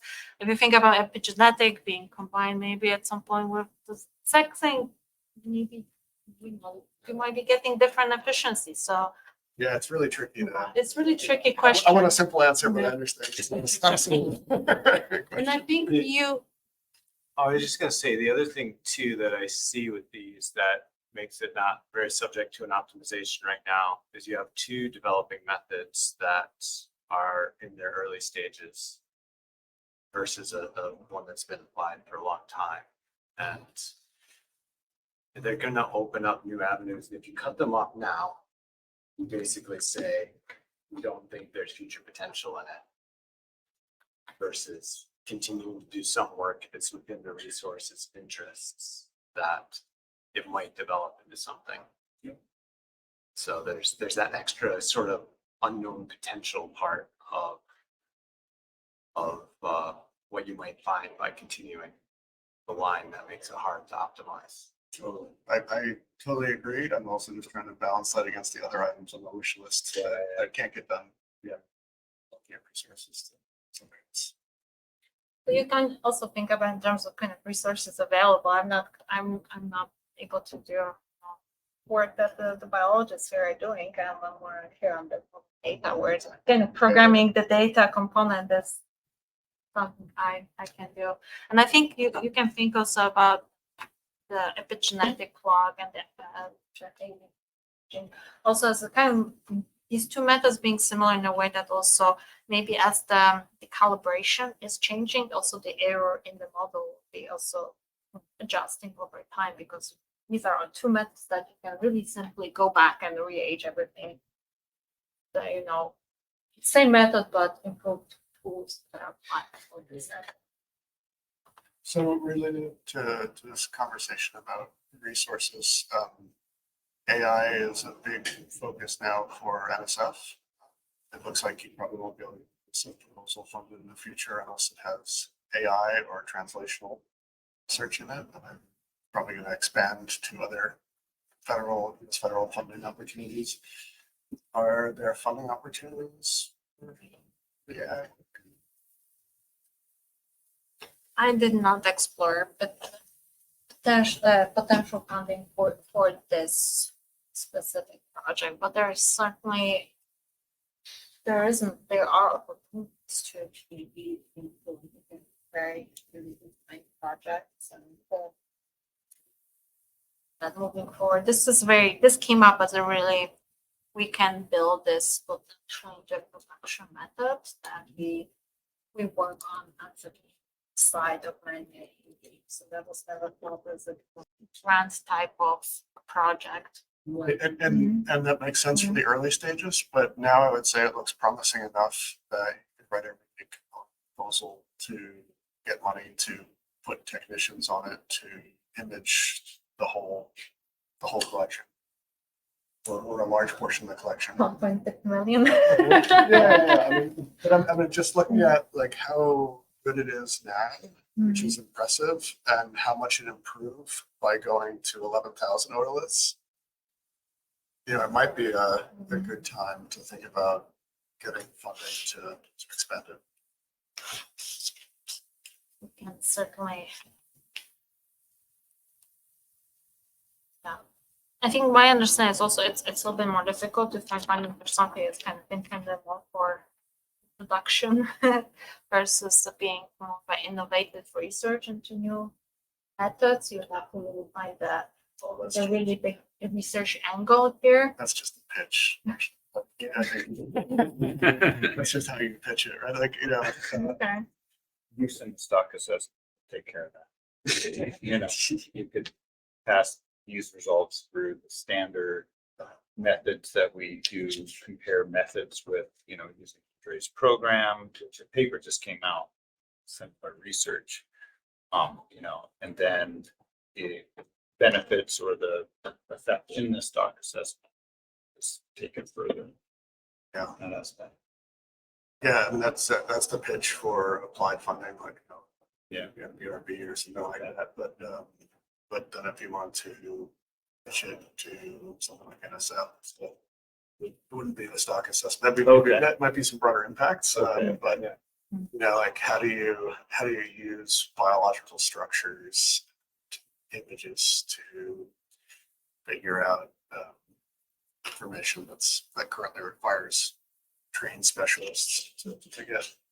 Basically, all sorts of animals are aged using techniques that are kind of like this, that you can automate those. Because honestly, one of the things I'm super impressed by this already, taking a step back, is you have less error within this than you typically see if you just have two different labs reading a structure. And it's not an apples to apples comparison to do that because you're training it on the one set. But even still, if you train one person in somebody else's lab and they go off, they'll tend to drift to do different things. That Reader agreement for halibut is better than other species. yeah. They do it. Break and bake method for halibut really works. And they can get them all the way out to 55. It's incredible. They lay down good clear rings. But it's hard to say how it's gonna move forward because to keep in mind we have a lot of consistency, but we have one ager who's been aging for years. So think about the challenges of bringing in first. We were fortunate, so we have a new ager who was experienced ager, so he was like able to get be trained for Pacific output pretty well and getting the good accuracy and the verification of ages very close, but these might be challenges we might be facing future, maybe near future than we hope for. The other things too is I don't know to what degree there's even a benefit for it, but there's no reason an assessment model can't have multiple sources of aging data considered separately. And it just most models aren't set up to We do allow already. it. Yeah, we already have ages from surface aging, ages from break and bake. The key is that you have to divide it up by sample. So you can't have a mix. You can have a mixed sample, but that's a new method. So each sample has to have a method. And that's the layer I think that so Vash is describing the sampling layer. There's a layer between that and the assessment, which is that whatever the method is, maybe it's run AI, fine tune 20%, add in 40% manual reads or whatever, and create the age sample. Now you've created an age, a survey in 1 year, the age composition. That's a method. Now we actually have to have another set of data, which is you have to have duplicate reads on that, ideally from a method like manual ages, and then you estimate the imprecision based on that. And that's the process we go through with the break and bake and the surface ages as well. So there's another layer in between because you can't, it's like your question, you can't just pick the hard ones or the easy ones to estimate imprecision. You have to do that based on a random independent set. And it doesn't matter what the method is. The method can be a hybrid, it can be a new method every year, but we still have to go through that step of having a random sample from that method and then estimating the imprecision. And the key there is that it's not just RMSE, it's because of the probability that both methods can be wrong. It's an errors and variables problem. And Andre's got a nice program that he wrote years ago that we at recently everybody uses to estimate it's the conditional probability that one reader was right, the other was wrong, this one was right, this one was wrong, or they were both wrong but got the same age, or both right. You know, there's all those conditional probabilities in the distribution. You estimate all that simultaneously and the latent age distribution of your sample, and that gives you the imprecision matrix. And then we put so for every method we have an imprecision matrix that goes into the assessment. And I can have an infinite number of those, but there's a cost to creating them. There's a technical cost in estimating them, but there's also the cost in having the samples to create it in the first place. So that's where we can't just say we can't validate the AI and validate the manual reader and then put those together and make a sample, and because that's now a new method, the hybrid of those two, which is fine. We just have to have another sample to know the properties of that new hybrid method. Same thing if we retrain the AI model. Okay, that's a new method. We just have to have a sample to validate that. As soon as we have a sample to estimate the imprecision matrix for that, then we're good to go. So there's really no impediment to adding as many methods as we want in the assessment. And I can mix methods. Like I could have the fishery data for 2024 could be from one method, the survey could be from another method. And then the next year it could be reversed. There's no cost to mixing and matching as long as the methods are all well defined. But can you have multiple different age estimates for the survey in a given year in synthesis? You can, but you start there. I think you start to lose value rapidly because you're now mixing the uncertainty in the methods with the uncertainty in the underlying age. So most people, I don't know if I've seen an application where you actually have duplicate age compositions from the same source in the same year. Usually you would make that into a method and then define that method and put it all into one age. But you could do that in theory. Yeah. My sense is that you probably, because they wouldn't agree quite right. I mean, in one of these, you notice that the 2012 your class was actually assigned to 8 years old in one set, 7 years old in the other set. And that's the sort of thing, if you put that in the model, it's just going to blur the two out. And that's the part where once this goes farther along and learn more about aging and which ages may or may not be right if you actually wanted to do that. We've done something like this for commercial length comps for some squid assessment work we've been doing, where we have non-overlapping sampling of that's varied over time in its quality. And so we think it's useful to keep each one separately, because trying to think of a way to weight them, given the way each of them are done, it would be some weird ad hoc thing anyways to try and put them all together into one. So we just treat them as their own independent things, and it's all simultaneously. So I was just trying to think through the exercise. We could easily do the same thing. I mean, you could have for the survey in 2020, you could have two duplicate age comps, one from one method and one from another method. But in either case, you have to be able to define the method. And once you've defined the method, then you have to estimate the imprecision of that method. And that takes a duplicate read somehow. Yeah. And then once you have that, you could do as many as you want. I mean, we could have 5 different methods. We could have an epigenetic age estimate. I mean, you wouldn't want to reuse the same odorless multiple times, double dipping on the data. But as long as you could define the method, we could definitely have replicate samples. Yeah, so presumably there's diminishing returns to more ages. Where do you think you are on that? Well, so that's Are you interesting. already- Dasha mentioned that we're subsampling right now. Historically, we collected a lot of ages. We still do relative to many stocks. But because of the way our port sampling works, we have a sampler, they're collecting ages. They're already there sampling that landing. The incremental cost of getting a few extra otoliths is basically not even there. Like we're just trying to keep them busy. So we collect a lot of otoliths and then we subsample those otoliths to read the ages we get back here. On the idea that now we have that data set. If we ever wanted to, if something didn't look right, we could always bulk that sample up. But we did a bunch of simulations where basically subsampled historical age distributions, Yeah. otolith sets, Yeah. look, and then put them in the, and then bootstrapped that and looked at the effective samples. Found was that for some areas we could reduce the number of red ages quite a lot and not give up much. So that's how we chose to do these reductions. But our recommendation was still collect them in the field because it costs us almost nothing. And then we have that sample. We can never go back and collect an otolith from 2018 again. But if we have them in the bank, we can always go back and read them again if something starts to seem off.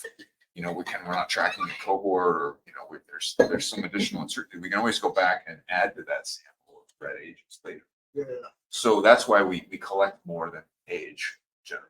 So that makes total sense. Yes. And that suggests that there might not be huge benefits to the assessment of increasing the number of ages from AI. Well, it depends, as Basha said, it depends on your baseline. So if we had 5 agers working around the clock, no, probably we wouldn't need to supplement that much at all. But if we get in a situation in a couple of years where we have one person barely keeping up with some of our data sets, then supplementing with even a modest number could be huge. So it's really going to depend on the setting. Some change in the future. And think about ongoing collection of those images. So it's like if you want to suddenly get that data set, it will be really challenging. And I will just also add on that subsampling of the market sample when age only 50%. That also gives us 50% of the otoliths that were not processed. So we have that otolith list as well, say. So that might be also an opportunity to see if we see the model performance not really that relying on baking, or it's important for a human reader. It might not necessarily be as important with the different methods. Yeah, to be clear, I'm not saying that AI isn't the way of the future. There's no future in it. I just want to hear the articulation of like where all of this stuff fits in. Key component, I think, is that we're always going to need a duplicate method to age with for comparisons. The nice thing about a human break and bake age is that we did a bomb radiocarbon age validation study. So we know that a good age reader can create an unbiased estimate of age. And we actually, that was the first bomb radiocarbon validation. So that was pretty sweet. Did that. But that allows us to anchor in the curve, because a lot of times you have readers and you don't know, all your methods can be biased, right? And if that's the case, you really don't know where you are. So we have a validated method and we know it, and it's amazingly precise, actually. It's great, as you mentioned. It's the reader to reader stuff is incredible. And so, but we're always going to need at least one reader to apply that method to allow us to create the imprecision definitions for any other method. So that's some level of samples. I think right now the QA/QC is 500 otoliths a year, but if we started to get in a case where we had, say, a bunch of different aging methods that we were trying to support, we'd have a lot more double reads we'd have to do just to estimate the imprecision matrices to go with each of those methods. So there's going to be an increasing cost there if we had 4 or 5 different methods that we had to support on it. Great. Yeah, I was just getting that down. I think that's really, and that's where the temporal extrapolation becomes really important, because if we can extrapolate across years without having to create a new method, that's really easy. You don't have to validate that. But if it turns out that the precision breaks down the farther you get out of your sample, then we have to periodically create a new method, because the properties aren't the same as it was when you applied it within a year. So we're a long way from that. We've had some internal discussions about how you would simulation test it in the assessment, and it's really complicated, because you could imagine we have a bunch of age data based on really precise ages right now. If you add a year of really imprecise aging, it doesn't make any difference, because you already know the age composition leading into that year. If you add 2 or 3 years, you're still doing pretty good because you've seen some cohorts coming. But if you did, say, 25 years of that, by the time you're into cohorts that have never been seen with a method other than the imprecise one, now you're starting to see a difference in assessment. So the way you would structure a simulation like that, you almost have to know what the plan is for the future. Like, what are you expecting to do? Are we going to have two methods going forward? We're going to have one. We're going to cut over all at once. We're going to gradually taper. Do we expect to use this method forever? Will the method stay at this current level of precision? It's really not. I mean, I think we could probably generate whatever result we wanted to see, depending on how we set up the simulation. You know, it's pretty open-ended in that regard, and it's not something that's as easy to test as just looking at, say, effective samples from an age composition, which that's really straightforward. Is this a good time to? It is. Right, thanks everybody online. I don't think we'll be reconvening today online, so just 9 a.m. tomorrow morning. We'll send out a message because there is a drafting session scheduled first thing in the morning. I suspect you're not going to need that, but yeah, so we'll reconnect at 9 anyway and let you know. Thanks, everybody.